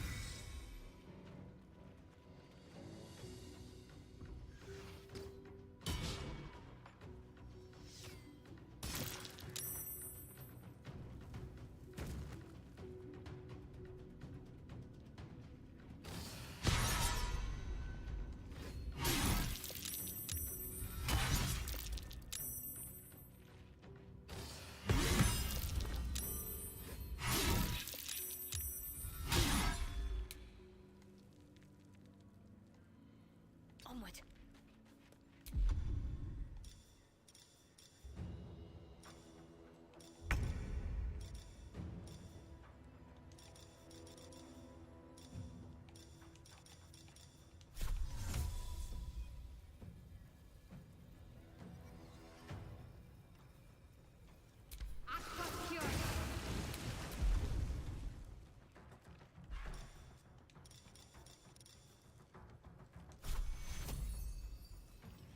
Take your...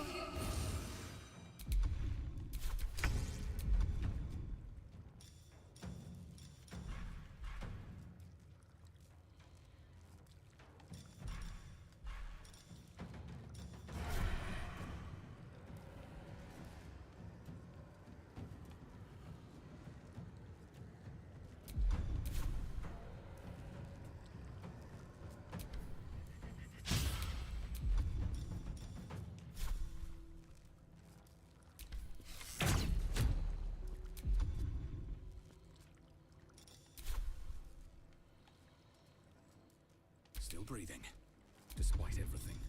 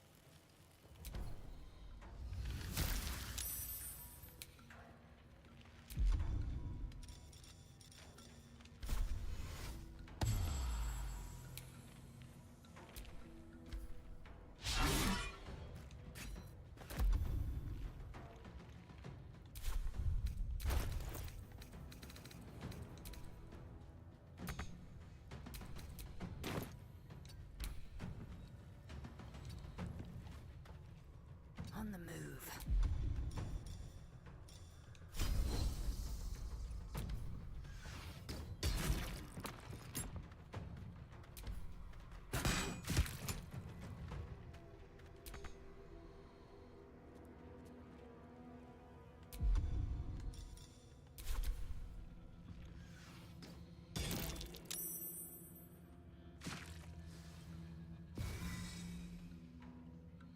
Infinium Via!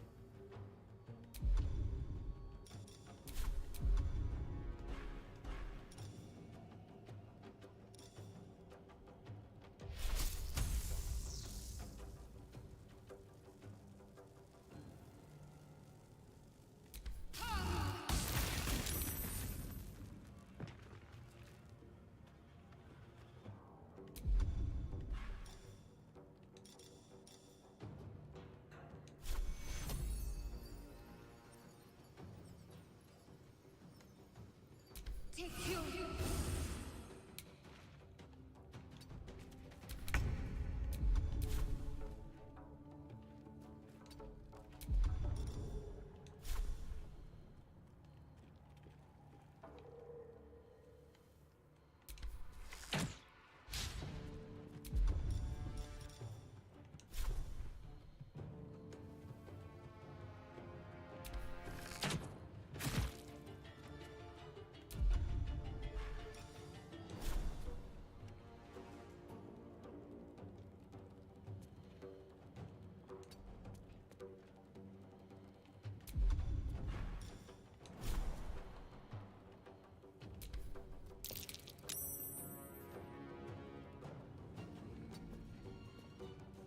Where do I go from here?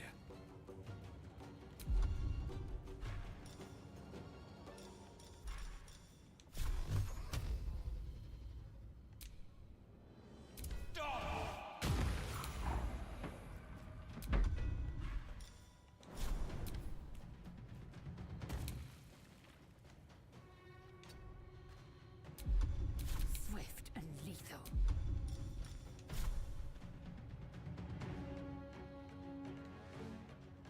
Taste my fury.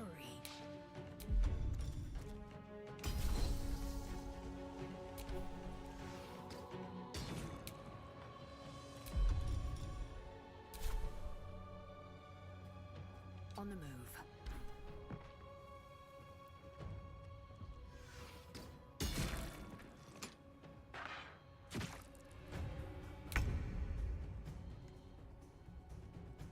On I go.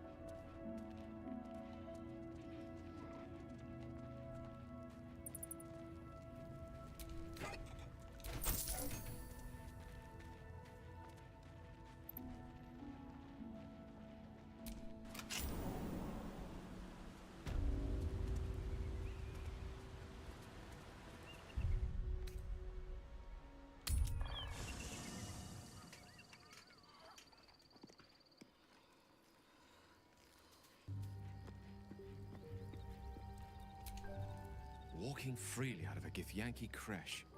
A miracle if ever I've seen one. And trust me, I've seen quite a few.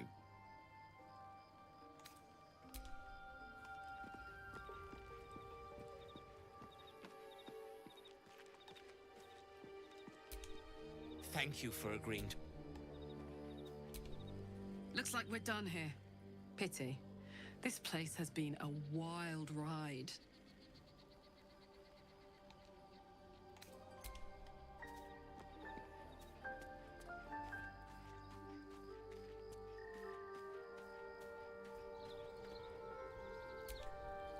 I suppose not many can boast that they've been to a Githyanki crash and survived.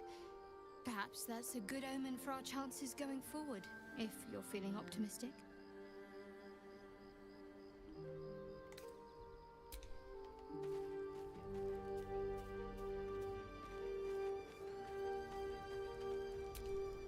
You must have questions.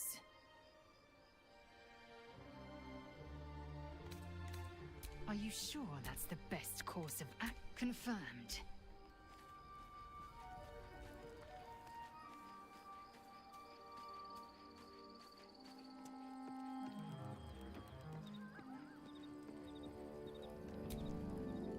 Go ahead. With...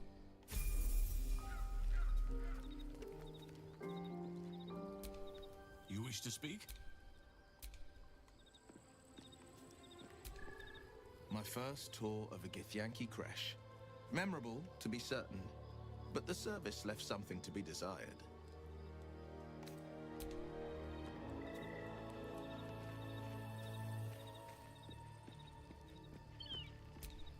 The sooner we get out of this Gith Warren, the better.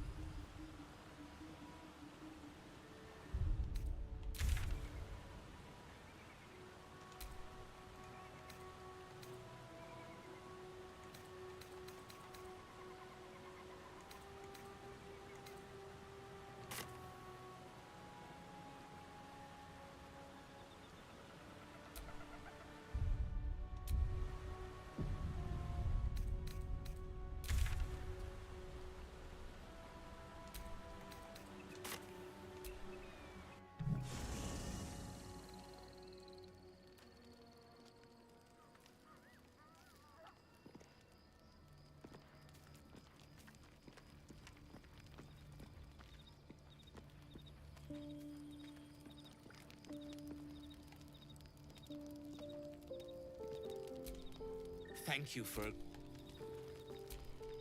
What's on your mind?